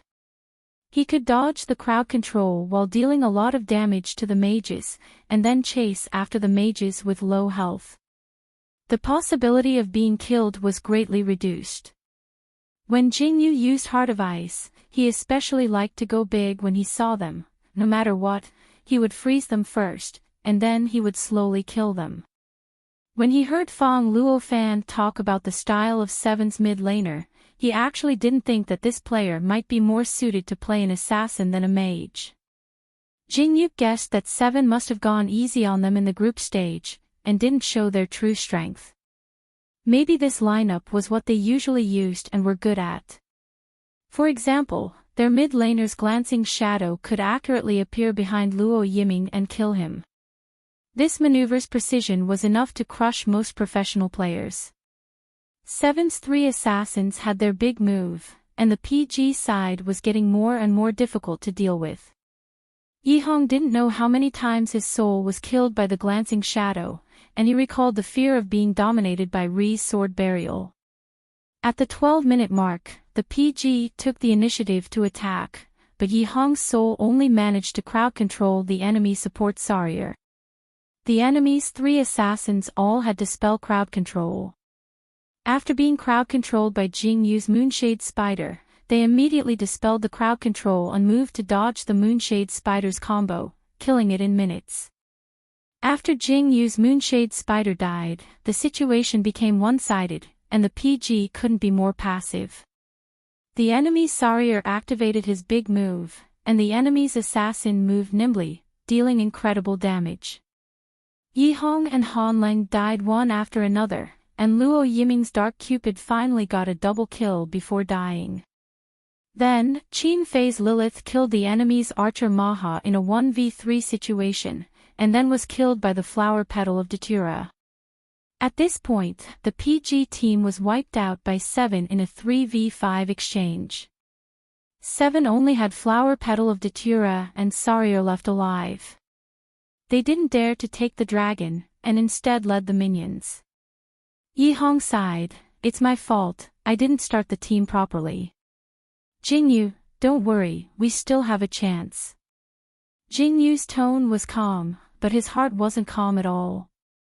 He knew that Yihong must have been defeated by the enemy's fleeting shadow, causing his condition to decline. He was very anxious, but before the end of the match, he couldn't add fuel to the fire. He could only choose to believe in his teammates. After the PG team revived, they cleared a wave of minions. Jingyu had his Moonshade Spider sneak all the way to the dragon pit, and sure enough, he saw 7 stealing the dragon. He wandered around nearby, calculating the magic dragon's HP. When he felt that it was enough, he moved into the dragon pit alone and killed Maha with a combo, then handed over his own retribution. System, Moonshade Spider, 1 kill. System, enemy Maha has died. System, Bladeless Death, 1 kill. System, our Moonshade Spider has died. System, Moonshade Spider has conquered the magic dragon. System, the magic dragon army is about to attack. Several system messages popped up on the screen one after another. There was no more than a second between them, but the amount of information was enormous. It took a long time for the commentator from Country M to react. "Oh my god. PG got the magic dragon." Aban almost jumped out of his chair. "That's amazing."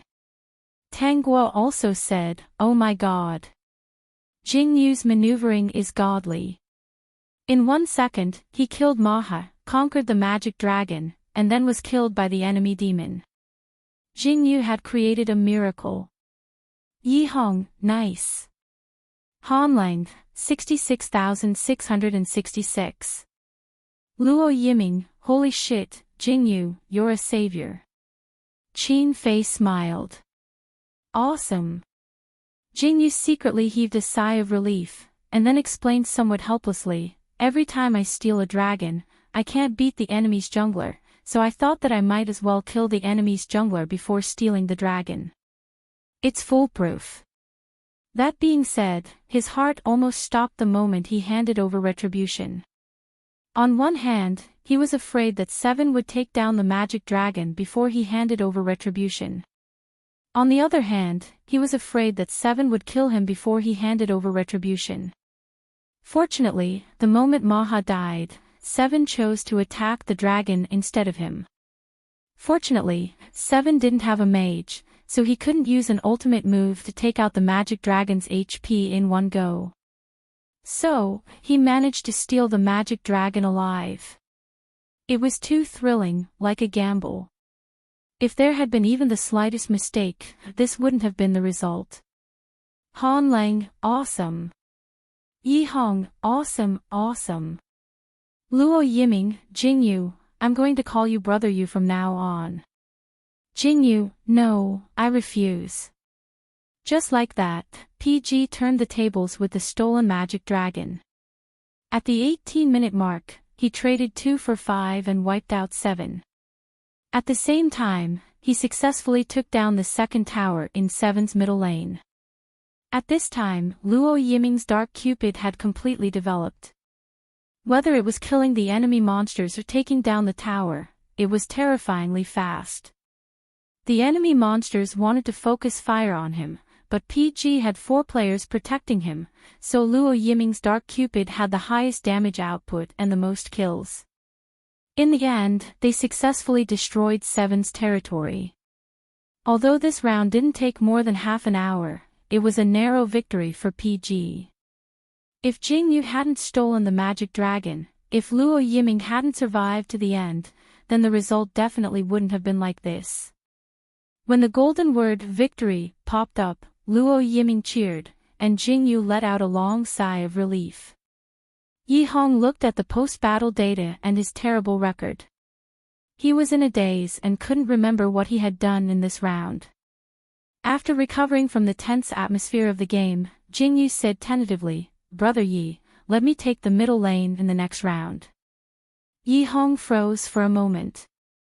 After a while, he found his voice and said, "Huh." Jingyu didn't dare to look him in the eye. "I don't mean anything, it's just. I also want to try taking the middle lane." Of course, he couldn't say that he was worried that Yi Hong wouldn't play well in the next round. However, even if he didn't say it, someone else would. Qin Fei never cared about anyone's reputation. "Yezi, you weren't in the right condition this round. Next round, you'll play support and adjust your condition. Jingyu will take the middle lane and old Han will be the jungler." Han Lang, okay. "Yezi, don't think too much. Brother Fei and Jingyu aren't looking down on you." Yi Hong smiled helplessly. "What's the matter? I know how I played. You don't have to comfort me. In esports, being weak is a sin." As he spoke, he stretched and said in a serious tone, "I'll adjust as soon as possible. I won't drag you guys down." Hearing this, Jingyu and Han Lang both let out a sigh of relief. Jingyu, yeah. Good luck. Han Lang, Yezi, you're okay. We can't do without you. However, there was always one person who didn't care about the situation. Luo Yiming, "Yezi, you're going to be the support. Ha, just follow behind me. I'll protect you." Yi Hong, thus, in the second round of PG and 7, both teams' lineups underwent a huge change. PG, Lilith, Sword Burial, Dark Cupid, Scarlet Fury, Wind of Condensation 7, Azrael, Fleeting Shadow, Flower Petal of Datura, Heijiao, Maha. Double Archer vs Double Assassin. Jingyu is playing Sword Burial in this round. Aban was surprised. Yezi is actually a support. Tanghua, this is the first time I've seen Scarlet Fury as a support in a professional match. You'll be mocked for using Scarlet Fury as a support in ranked matches, right? Aban, yeah. Scarlet Fury as a support is useless in the early game. You can't even protect yourself, let alone the archer. He paused. However, I'm still looking forward to Yezi Scarlet Fury. Tanghua, both teams use sorcerers as support in this round. However, the highlight is PG's Double Archer and 7's Double Assassin. 7's Assassin is really good. This is the first time I've seen a team that can use assassins to such an extent. Aban, that's right. Anyone who can play an assassin well can't be too bad. However, I think 7 has realized that no matter how good their assassins are, they can't do without APC. That's why they used Heijiao as a support in this round. They also changed their top laner to Azrael. I'm not sure if they were scared off by Qin Fei. Tanghua, hahaha. Using an assassin to play against Brother Fei is really stupid. However, even if they change to Azrael, there are still very few people who can beat Brother Fei. Soon, Tanghua's words were confirmed. When the second round started, 7's Azrael was pushed to the bottom of the tower by Qin Fei's Lilith. To be honest, the fans who supported PG were already used to this kind of situation. No one who can beat Brother Fei online has been born yet. Brother Fei is the best jungler in the jungle. He's the best player online. He's the best player everywhere. However, the first kill of this round was taken by Jingyu. System, Sword Burial, 1 kill. System, Enemy's Shadow Plunder has been killed. Jingyu said that he wanted to use an assassin as a mid laner, but in the end, he chose Sword Burial for the sake of winning. Hanleng was a herbivore jungler. At least in the early game, he couldn't gank. Therefore, after Jingyu killed Plunder, he returned to his jungler role to gank 7's bottom lane. In the end, he successfully killed the enemy support Heijiao, allowing the enemy's Flower Petal of Datura to teleport away. Then, Jingyu and Luo Yiming took down the magic board and together, they took down 7's tower in the middle lane. At this time, the game had only been going on for 5 minutes. Tanghua, it seems like PG's decision to switch positions was wise. Aban, now we can see that the game's perspective has changed to the top lane. Qin Fei's Lilith crippled Azrael and forced him to return to the city. Then, he went to the enemy's top lane, Qin Fei's counter-jungler.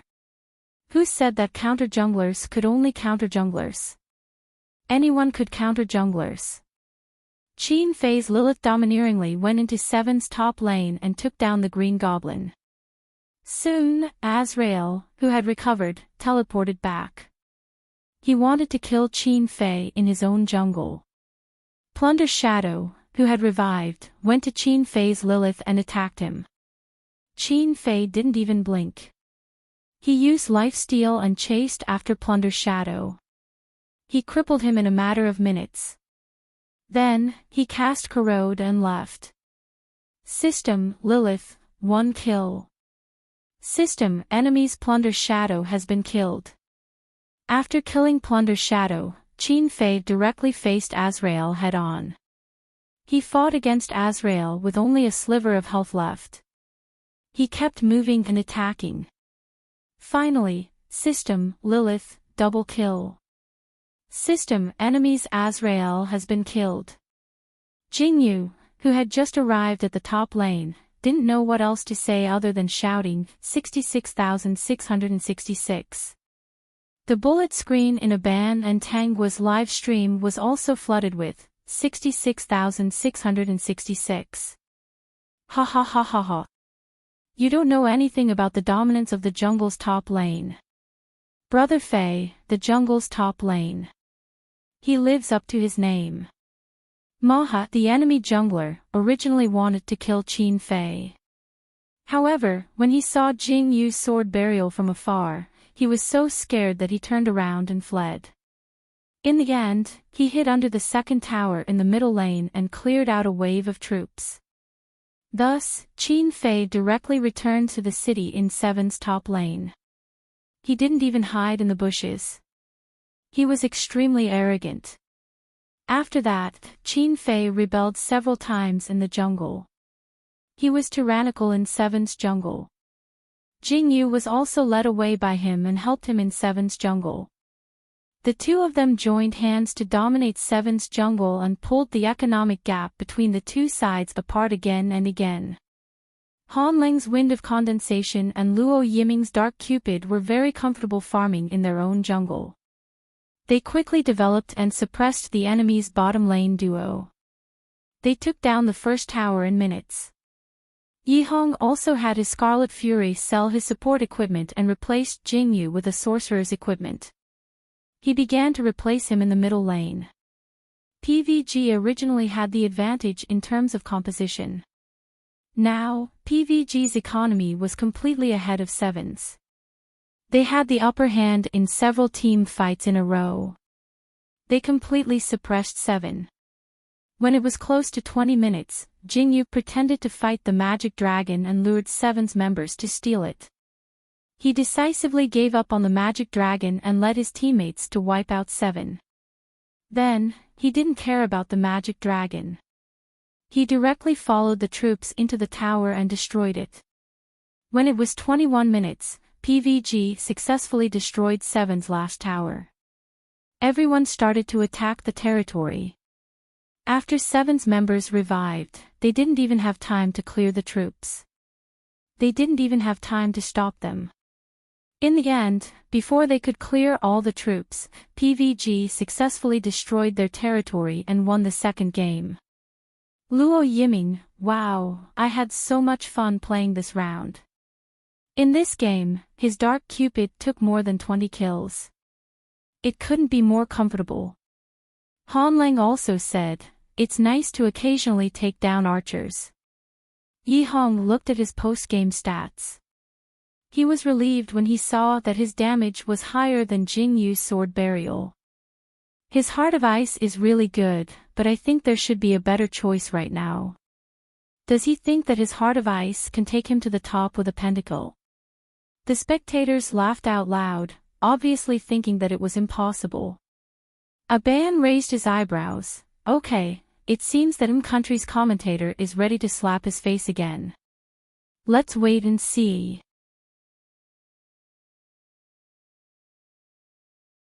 Chapter 151. The last two positions of 7 were Kwanggu and Kamal, who seemed to be their top laner and archer for this round. After Luo Yiming helped him lock onto Dark Cupid, he couldn't help but complain, are they finally going to use their archer to play against me normally? Yi Hong said, oh, that might not be the case. Maybe Kamal is the mid laner. This was very possible for a strange and unpredictable team like 7. However, after the two sides exchanged demons internally, PG looked at the corresponding IDs under 7's demon avatars and confirmed that Kwanggu and Kamal were really 7's top laners and archers for this round. The lineups for the third round were as follows: PG, Sword Burial, Wanmi Liuhua, Dark Cupid, Soul, Heart of Ice 7, Kwanggu, Flower Petal of Datura, Kamal, Moonshade Spider, Bladeless Death. The more Aban looked at this lineup, the more he wanted to laugh. 7's top laners are getting fatter and fatter with each round. In the first round, they took Flower Petal of Datura, in the second round, they took Azrael, and in this round, they took Kwanggu, the fattiest player in LD. Tangua, hahaha, I can tell that their top laner is very afraid of Brother Fei's Lilith. However, Brother Fei took Sword Burial this round. Aban, this is the first time I've seen a Moonshade Spider support. 7 is really good at causing trouble. Tangua, I'm looking forward to how this round will turn out. As they spoke, both sides entered the battlefield. In this round, Jing Yu's Heart of Ice went to the jungle, and Qin Fei and Yi Hong fought the Blue Devils with him. In the end, they gave him the buff that increased mana regeneration. Jing Yu took mana, killed a few more monsters, and went to gank the mid lane after respawning. He circled behind the enemy's tower in the mid lane and waited to grab the low HP mid laner. 7's mid laner was Flower Petal of Datura, who was under a lot of pressure in the early stages against Yi Hong's Wanmi Liuhua. He was completely suppressed under the tower. After Yi Hong crippled him, he shrank behind the tower and wanted to return to the city. Jing Yu saw the opportunity and connected his Heart of Ice. Snow Traction had two stages: first, connect; second, relocate. Second. During the linked phase, it could also deal damage and reduce the enemy's speed. The moment Flower Petal of Datura was connected to Heart of Ice, his return to the city was interrupted. Wanmi Liuhua was in front of him, and Heart of Ice was behind him. He could only hide under the tower and wait for the jungler to help him. 7's jungler was actually nearby, but he was holding Bladeless Man, so he didn't dare to get close.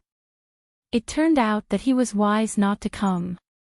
Yi Hong's Wanmi Liuhua and Jing Yu's Heart of Ice rushed into the tower together, not giving the enemy Flower Petal of Datura a chance to struggle. They sent him back to the fountain in minutes. First blood. System, Heart of Ice, first kill. System, enemy Flower Petal of Datura has been killed. After Jing Yu's Heart of Ice killed the enemy, his repositioning skill refreshed, and he immediately connected to Yi Hong's Wanmiliuhua. Wanmiliuhua received a buff and quickly left the tower. Heart of Ice pulled him over and left the tower. Yi Hong's Wanmiliuhua was hit by a tower, so his health wasn't very good. Jing Yu reminded him, the enemy jungler is nearby. Go to the second tower before returning to the city. Okay. Yi Hong let his Wanmiliuhua go to the second tower and clicked the return button. At this moment, Jing Yu's Heart of Ice invaded the enemy's jungle. Aban was shocked. Jing Yu's jungler before Heart of Ice is injured. This is the first time. Tangua, it's probably because the enemy jungler is Bladeless Life. After Jing Yu took down the Green Goblin and killed another monster, Bladeless Life, who had failed to chase after Yi Hong, finally came back to collect his debt. Another tower damage was coming at him. If he took it, he would definitely die. At this critical moment, Jing Yu used Flash and narrowly avoided the tower damage. He appeared at the edge of the defense tower, as if he was standing on the other side of the Yellow Springs. He survived. Ah! Jing Yu's Heart of Ice, quadruple kill. Aban jumped up in excitement. He really jumped up, making the sound of a chair rubbing against the ground. Not only did he get a quadruple kill, but he also survived. That's amazing. That's really amazing. Tangua was also very excited. Quadruple kill at the beginning of the game. It must have been a big blow to Seven. As she spoke, she suddenly thought of something and couldn't help but laugh. Ha ha ha, I wonder how the commentators of M Country are reacting now. Aban also laughed. What else can they be reacting to? They've turned into a repeater. They can only repeat, amazing now. The commentator of M Country looked at the replay on the screen, his face burning with pain. He had just mocked Heart of Ice for not being able to get a quadruple kill. In the end, he got a quadruple kill. However, in addition to the sour feeling of being slapped in the face, he actually felt his blood boiling, so much so that he shouted, amazing, a few times. After that, he let out a sigh from the bottom of his heart. Oh my God! This is unbelievable. This player from GF is simply a miracle. He created a miracle. Especially the double kill at the bottom lane, it's simply an extreme maneuver. Amazing. The live audience was also shocked by this scene and couldn't make a sound for a long time. They had never thought that Heart of Ice was so strong, and they had never thought that this player from GF was so handsome. At this moment, almost everyone was shouting in their hearts. How could he be so handsome? Jing Yu was completely unaware of this. He leisurely returned to the city. At the same time, a system notification popped up on the screen. System, the magic dragon will respawn in 1 minute. I almost forgot that if I get a pentakill within 10 minutes, the magic dragon will respawn in advance. His teammates started to flatter Jing Yu again. Jing Yu was a little helpless. Stop flattering me, you guys gave me the heads. Putting everything else aside, it was obvious that Qin Fei had given him the heads of Bladeless Life and Quangu on purpose. He had deliberately left them for him to deal the final blow. As for the other monsters, they were basically dealt with by Yi Hong and Luo Yiming. He had only dealt the final blow out of habit and took the enemy monsters' heads. MOBA games were never a one-man game. Moreover, this was a game where no one knew the outcome unless they persevered until the very last moment.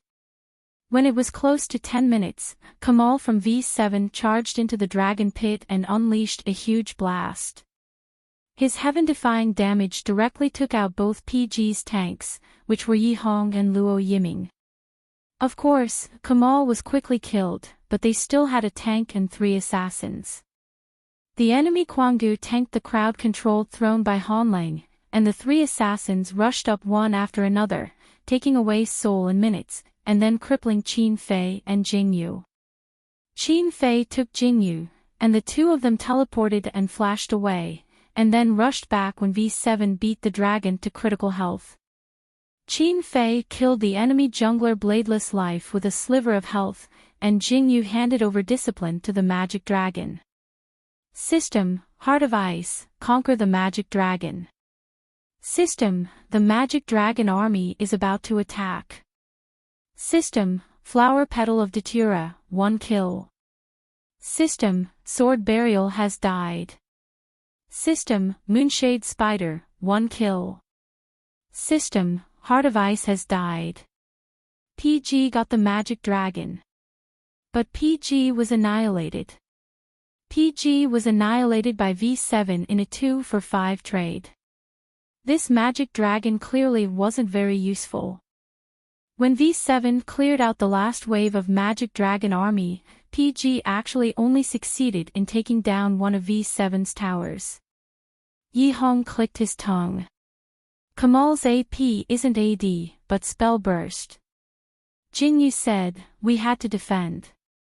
In the International Invitational, the 2 sides couldn't see each other's equipment, but they could see the type and ratio of damage they took before they died from their death details, and speculate what the other side dropped. Seeing the heaven-defying spell damage in his death details, Yi Hong immediately realized V7's strategy. He deliberately took the bottom lane and misled us into thinking that he was an archer. He guessed that we didn't defend, so he used Spell Burst and took us down in 1 combo. Amazing. Qin Fei said, yes, amazing. But there won't be a next time. At the 14th minute, the 2 sides broke out in another huge team battle in the middle lane. Hanlang's Soul led the team and successfully controlled 4 players. Yi Hong and Luo Yiming dealt damage, and Qin Fei and Jingyu reaped the kills. In the end, V7 was annihilated in a 1-for-5 trade, and only Yi Hong's Wanmi Liuhua died. At that moment, the second magic dragon hadn't respawned yet, so PG could only go to the jungle to get the magic wheel. In the end, PG successfully took down V7's second tower in the middle lane. When Yi Hong revived, Qin Fei couldn't help but say, Yezi, your Wanmi Liuhua has the same problem as Jingyu. I know. Yi Hong, of course, took Wanmi Liuhua knowing this. I took Wanmi Liuhua to ensure that the early game doesn't collapse. The later game depends on you guys. In this game, Yi Hong's Wanmi Liuhua didn't die once in the early game. He defended the middle tower and ensured PG's development. He felt that he had achieved this goal very well. He had done what he needed to do. Next, he just needed to make use of every opportunity to deal damage. He didn't want to drag PG down, so he could contribute to PG's strength. At the 22nd minute, PG discovered that V7 was stealing the magic dragon, so he rushed up and killed V7 in a 2-for-5 trade, and took the magic dragon. V7 had already been baptized by the magic dragon army once, and now they lost another magic dragon. They were devastated, but they still tried their best to defend. After clearing 3 waves of magic dragon army, they only had 1 tower left in the top lane. The minions in the top, middle, and bottom lanes were all taken by PG, so they had no choice but to focus on clearing them. V7's jungler, Bladeless Death, realized that PG was going to attack the magic disc, so he went to take a look. As expected, he burrowed out of the ground and grabbed the magic disc, but was immediately killed by PG, unable to release the magic disc. Then, PG gathered in the middle lane, followed the minions, and took down V7's last tower. At this time, V7's situation was very hopeless, but none of them had any intention of giving up. The 2 sides fought at the edge of V7's territory. In a Ban and Tangwa's live stream, the netizens who understood English were all confused frowny face attention. I'm accompanying him and acting as his translator, not helping him translate and accompanying him. Ah. Brother Fei's smile is so affectionate. I can't help but think the wrong way. Jingyu doesn't understand, ha ha ha ha ha. The look of confusion on the goldfish's face is too cute. Qin Fei said that he would translate for Jingyu, but he basically answered whatever the host asked. From beginning to end, Jingyu had nothing to do. The netizens were once again confused. Frowny face. Brother Fei knows Jingyu too well. He actually knows Jingyu's preferences like the back of his hand. Brother Fei, be honest. Do you have a crush on him? I don't think it's a crush at all, it's an open love. Jingyu, ha ha ha. Jingyu's sitting posture is so obedient, I'm dying of laughter. Thus, the interview ended happily with the host and Qin Fei's questions and answers. When the applause sounded, Jingyu was still a little confused. Huh? Is the interview about to start? Then Qin Fei stood up and extended his hand to him. The interview is over, let's go back. Jingyu. The live audience. Jingyu only had eyes for Qin Fei. When he saw Qin Fei's outstretched hand, he very naturally placed his hand in Qin Fei's palm. Then, he used Qin Fei's strength to stand up and let Qin Fei lead him away. He was completely oblivious to the subtle commotion in the audience. If Qin Fei had only pulled Jingyu up from his seat, it would have been fine. However, after he pulled Jingyu up, he did not let go of his hand. Instead, he held his hand all the way out of the competition venue. This was very thought-provoking. Tanguy seemed to have confirmed something. She covered her mouth with both hands and looked pleasantly surprised. At this moment, she really wanted to share her speculation with her fans. However, she was afraid that she would ruin PG's reputation, so in the end, she controlled herself. On the other hand, Aban said very naturally and meaningfully, Qin Fei and Jingyu's relationship is really good. Of course, PG's players didn't know about this. PG's teammates had long accepted the relationship between Qin Fei and Jingyu, so they didn't take their interaction to heart. They were more interested in what they were going to eat that night. However, before dinner, they all wanted to go back to the hotel and rest for a while. Playing a game was really tiring. It was mainly mental exhaustion. After Qin Fei returned to his room, he didn't rush to take off his clothes and get into bed. Instead, he sat by the coffee table and waited patiently for a while. As expected, not long after, someone knocked on his door. Brother Fei, can I come in? Hearing this familiar voice, Qin Fei got up and opened the door. Jingyu, who had changed into casual clothes, walked in. He leaned against the door with his back and then jumped on Qin Fei and kissed him on the lips. Qin Fei didn't refuse. He took the initiative and kissed Jingyu passionately. Then, he supported Jingyu's weak body and whispered in his ear, "Can't hold it anymore." Jingyu gasped for breath. It took him a while to find his voice and say, Qin Fei let go of him and patted his head. Hold it in a little longer. There are only 2 games left. After that, I'll satisfy you. Jingyu said, the corners of his lips unconsciously curled up. He knew that he was a little too dependent on Qin Fei. He even fell into an endless cycle of, I can't be without him, and I can't hold it in when he's in my sight. He was afraid that Qin Fei would be annoyed by this, but every time, Qin Fei would gently tolerate him and comfort him. It made him feel that he was forgiven. Qin Fei picked up Jingyu and carried him to his bed. He looked into his eyes. He suddenly remembered the first time he carried Jingyu to his bed. This person was drunk and eager to be possessed by him. He couldn't help but laugh. Jingyu blinked in confusion. What are you laughing at? Qin Fei, I'm laughing at how cute you are. Jingyu =_ Qin Fei sat down on the edge of the bed. Close your eyes and rest for a while. Don't think too much. Jingyu, Qin Fei turned his head and looked into his eyes. After the game, let's get married. Jingyu smiled. Okay.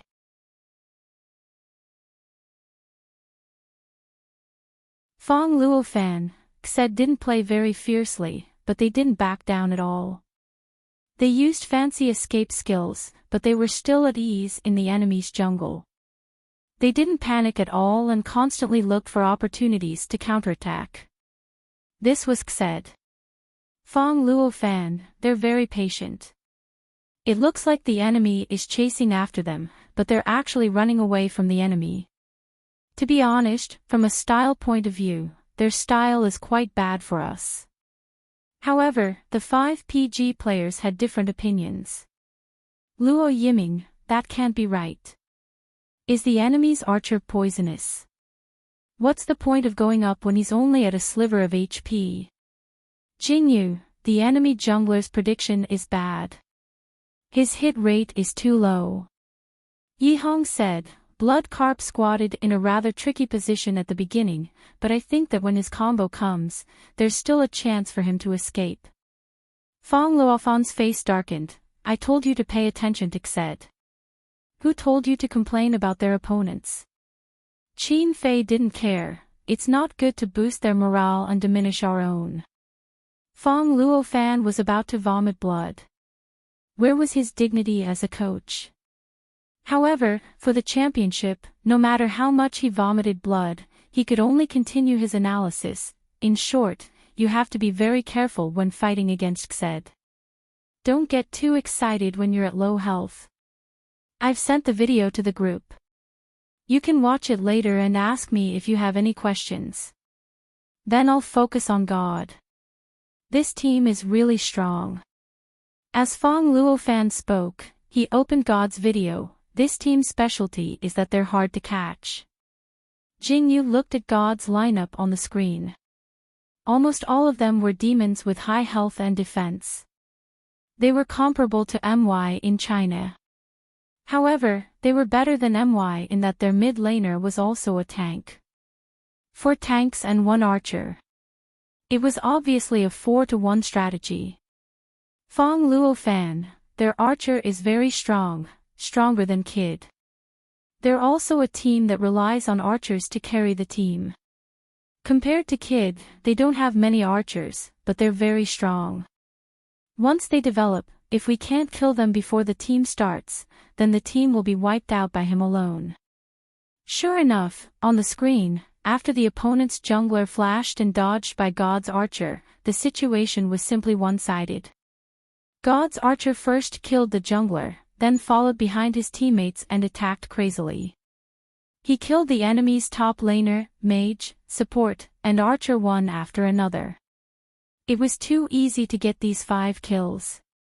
Jingyu frowned and began to think if it was him, would it be possible to kill the archer just now? The result was that he couldn't kill him. However, it had nothing to do with the skill. It was because God's archer's economy was too high. Jingyu, why is his economy so high? Because his teammates went on a hunger strike. Fong Luofan replied, the jungler and support went on a hunger strike and gave all their economy to the archer. They let him max level and equipment in the middle of the game, then lead the team alone and win. Jingyu said, so you're saying that you're betting the entire game on the archer?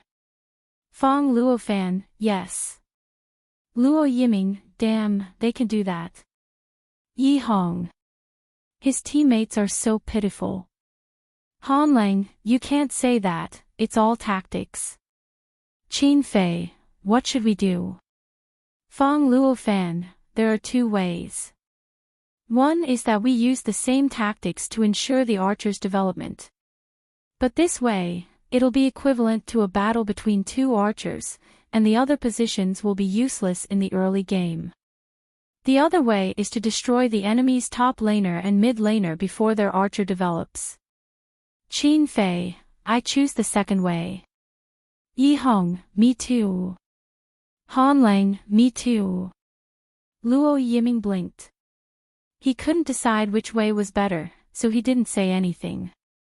After a short silence, Jingyu said calmly, let's see how it goes. If the lineup allows, we'll choose the second way. But we still have to be prepared to use the first way. Have fun, that was PG's slogan. But for Jingyu, it was meaningless if they didn't win the championship. The next morning, the semi-finals began. Before the game started, PG's 5 players were thinking about how to play against God. In the end, they were matched against Xed. Ha! Luo Yiming was surprised when he saw this team. He immediately reacted. So BLC's opponent is God. Yes. Yi Hong replied, I hope BLC can win. I don't want to play against God at all. You make it sound like we're definitely going to win. Qin Fei sneered. Don't worry about them, we'll play our own game. Yi Hong, okay. Since it was confirmed that their opponent in the semi-finals was Xed, the 5 of them had to adjust their tactics and prepare to face Xed. Jingyu, the opponent's mid laner, is very good at positioning, especially the demon with control skills. He's very good at counterattacking, so we have to consider banning Soul, Blood Carp, Scarlet Fury, and Heijiao. Luo Yiming, 4. Can't we only ban 3? Yi Hong, little Jingyu said that we'll consider banning them. Let's see how this game goes. We'll make the first move. As they spoke, the 2 sides threw the dice. The results were out quickly. PG's blue team made the first move. A ban couldn't help but laugh. PG's team is really amazing. They're always unlucky in the early stages of the game and always get the last move. But in the later stages, their luck suddenly explodes and they always get the first move. Tanghua, I hope their performance can go hand in hand with their luck. A ban, PG's opponent for this round is Xed. I saw the screen recording of this team's last game. They're really good. After their HP was low, they ran away from the opponent all over the map. They just didn't die. Tanghua, not only did they not die, they even counterattacked. A ban, yes. However, BLC's opponent for this round is also very strong. It's God from Country M. At this point in the International Invitational Tournament, some people are already saying that their archer is the best archer in the world. Tanghua, wow, really? Isn't this title a bit too amazing?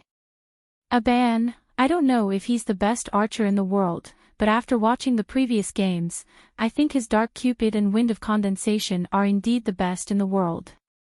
Tanghua, looks like PG and BLC will have a hard time in today's semi-finals. While the two were talking, PG's first ban was given to Blood Carp. It was because Xed's mid laner had gotten 3 kills in Blood Carp's jungle in the last game. Xed hesitated for a while before giving their first ban to Realm God. Immortal and Realm God probably still can't be released. Let's see what they choose for their third ban. Jingyu said as he banned Scarlet Fury. Xed immediately banned Nine-Tailed Fox. Yi Hong raised his eyebrows. Flick Shadow was released. He said as he banned Soul. He decided that he was going to steal Heijiao. However, Xed gave their last ban to Flick Shadow. PG's players. The commentators and audience. Yi Hong, wait. Did I see wrong? What were their 3 bans again? Han Lang, Realm God, Nine-Tailed Fox, Flick Shadow. Yi Hong, fuck. Luo Yiming, what the fuck? The undead had been released. Then, there was no need to hesitate. PG's first ban was the Immortal. Jingyu was a little confused. Why did they release the Immortal? First game, they want to take a gamble. Qin Fei guessed and couldn't help but laugh. I haven't used the immortal even once, but that doesn't mean I don't know how to use it. Yi Hong bitterly lamented, said is looking for trouble. Knows why you try. Han Lang, brother Fei is going to carry them in this game. PG's guess was right. Releasing the immortal was indeed a big gamble for Xed.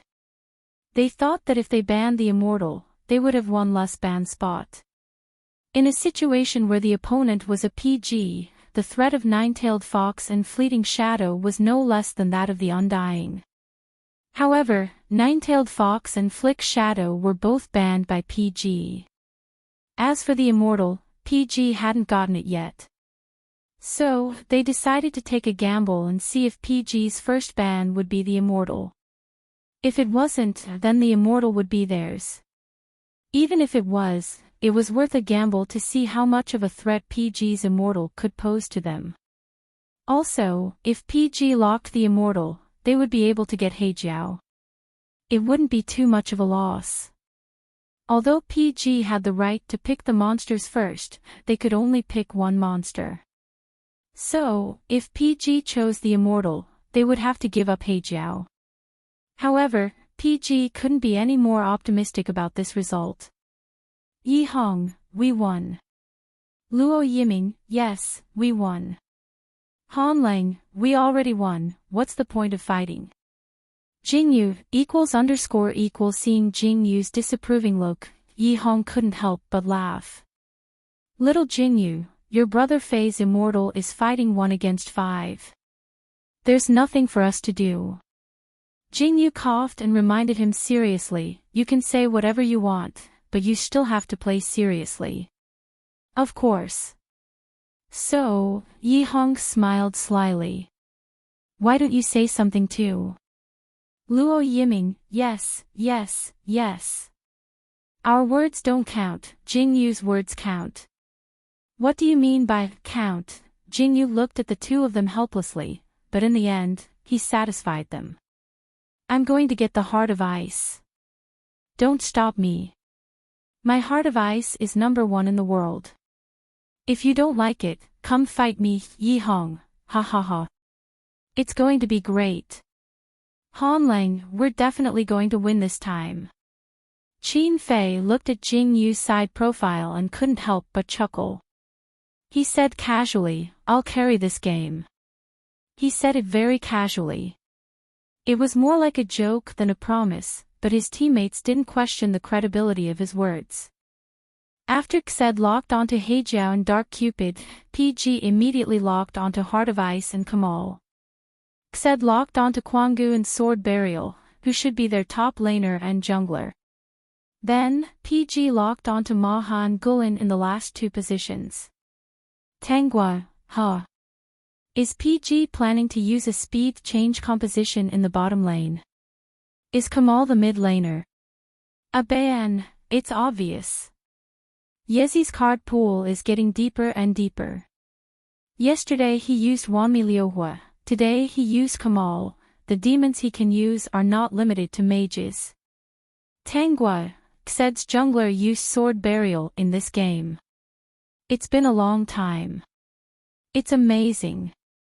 Sword Burial is obviously the #1 jungler in this version, but foreign teams rarely use him as a jungler. Abayan, because compared to assassins, Sword Burial's movement speed isn't fast enough, and his skill damage isn't high enough. He's not as good as assassins when it comes to chasing down low health. Assassins pursue explosive damage, similar to mages. Sword Burial is a warrior, and he pursues continuous damage like archers. Teams from different countries have different definitions of junglers, so it's normal for them to use different demons.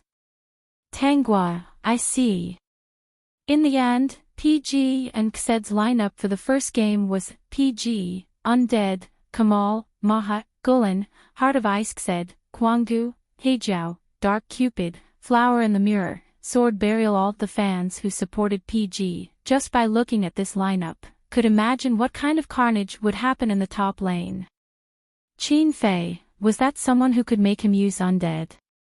Qin Fei used Undead, and his power was comparable to Thor using a hammer. No, it was much more terrifying than that. Sure enough, Xed's top laner Kwanggu, the most tanky demon in the whole world, was crippled by Qin Fei's undead at the beginning of the game.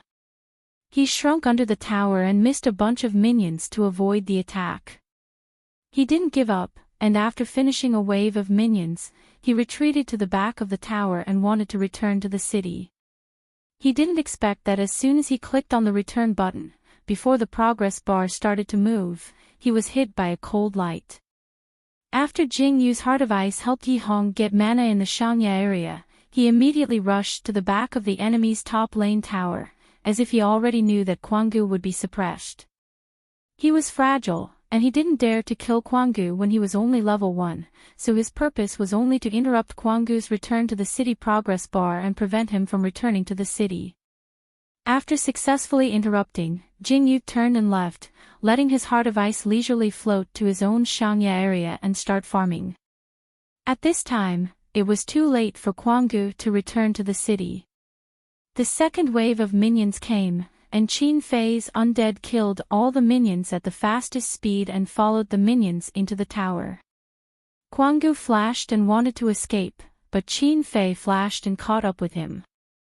Kwanggu died, and the first blood was born. System, the undead, 1 kill. System, the enemy Kwanggu has died. It was too easy to get this kill. Qin Fei couldn't help but click his tongue. The undead are really brainless. If they don't cut me in the next season, I'll write my name backwards. Yi Hong didn't know whether to laugh or cry. You've said that before. Han Ling also laughed. You say it as if you're the one fighting the undead. Don't act like you're the one who got the upper hand, okay? You'll get beaten up. It's okay, Qin Fei said calmly. They can't beat me. 5 minutes later, Qin Fei was the first to reach level 6, and he had a big skill. He decisively killed the enemy Kwanggu. Jing Yu's Heart of Ice arrived, and together, the two of them took down the enemy's top lane tower, and then went to the Shangya area to fight. Tanggua, it's coming, the PG's Shangya joint attack. A ban, ha ha ha, it's so comfortable to fight with the undead. Tanggua, yeah, Jing Yu is very comfortable, a ban, with Qin Fei's undead, the enemy junglers don't dare to get close at all. Tanggua, yeah, live comments frowny face Tanggua is very excited today. Hey, don't go. I think so too. Although Fei is also quite excited, I can read different things from their tone. Manual dog head, ha ha ha ha ha. I think I know what Tanggua is excited about, but I can't say it. Ever since Qin Fei accompanied Jing Yu to the interview yesterday and left holding his hand, Tanggua became abnormally excited. In the past, when the two of them commentated PG matches, Aban was always in charge of cheering for Jing Yu, and Tanggua was in charge of maintaining her rationality and supplementing the commentary content from the perspective of the other team. But now, it was unknown whether it was because they were supporting the same team, but Sweets had started to become even more irrational than Ahaf. Their commentary no longer complemented each other, but became both excited and high together. Aban, Jing Yu's tripled kill in the bottom lane. No one can stop his Heart of Ice anymore. Tanggua, Brother Fei is late, ha ha ha. Jing Yu's hand speed is skyrocketing, and he doesn't need his protection at all. Aban, it's time to start the team. Jing Yu went behind and killed the enemy archer, followed by the mage, support, and top laner. Ah! Quadruple kill. Jing Yu's quadruple kill. Tanggua, Brother Fei helped Jing Yu block Sword Burial's big move and killed Sword Burial with low HP. Ah! These two are too cool. Aban, Jing Yu's awesome. Tanggua, Brother Fei's awesome. Listening to the two of them excitedly commentating, the bullet screen was filled with frowny face. I'm dying of laughter. Where are the commentators? I only see a pair of fanboys and fangirls. I'm dying of laughter listening to this commentary. Do they not need money to brag? I didn't want to laugh, but when I saw the bullet screen filled with ha ha ha ha ha, I couldn't help but ha ha ha ha ha. I just want to know how my Li Yan is doing. My Li Yan doesn't deserve to be named in the semi-finals. When Aban and Tangguo saw the bullet screen, they remembered that Ball C was also competing. They quickly switched the live stream to Ball C and God's match, only to find that Tangguo frowned. Li Yan didn't get a single kill. How is that possible? Aban's expression froze. God's archer's economy is too scary. It's more than 3,000 renminbi than Ball C. There's no way they can win. On the screen, Ball C's flower in the mirror successfully crowd-controlled God's archer. Li Yan's moonshade spider immediately rushed forward to attack, but because it was 2 levels lower, it couldn't kill God's archer in one shot. After the crowd control was released, the archer easily killed it. Not only did he die, but Flower in the mirror, who had full HP, was also killed by the enemy archer's arrow before it could use flash. The critical damage that floated up was terrifying. Seeing this scene, the relaxed atmosphere instantly turned solemn. After a moment of silence, Aban frowned. Ball C is going to lose this round. Let's see how they deal with this.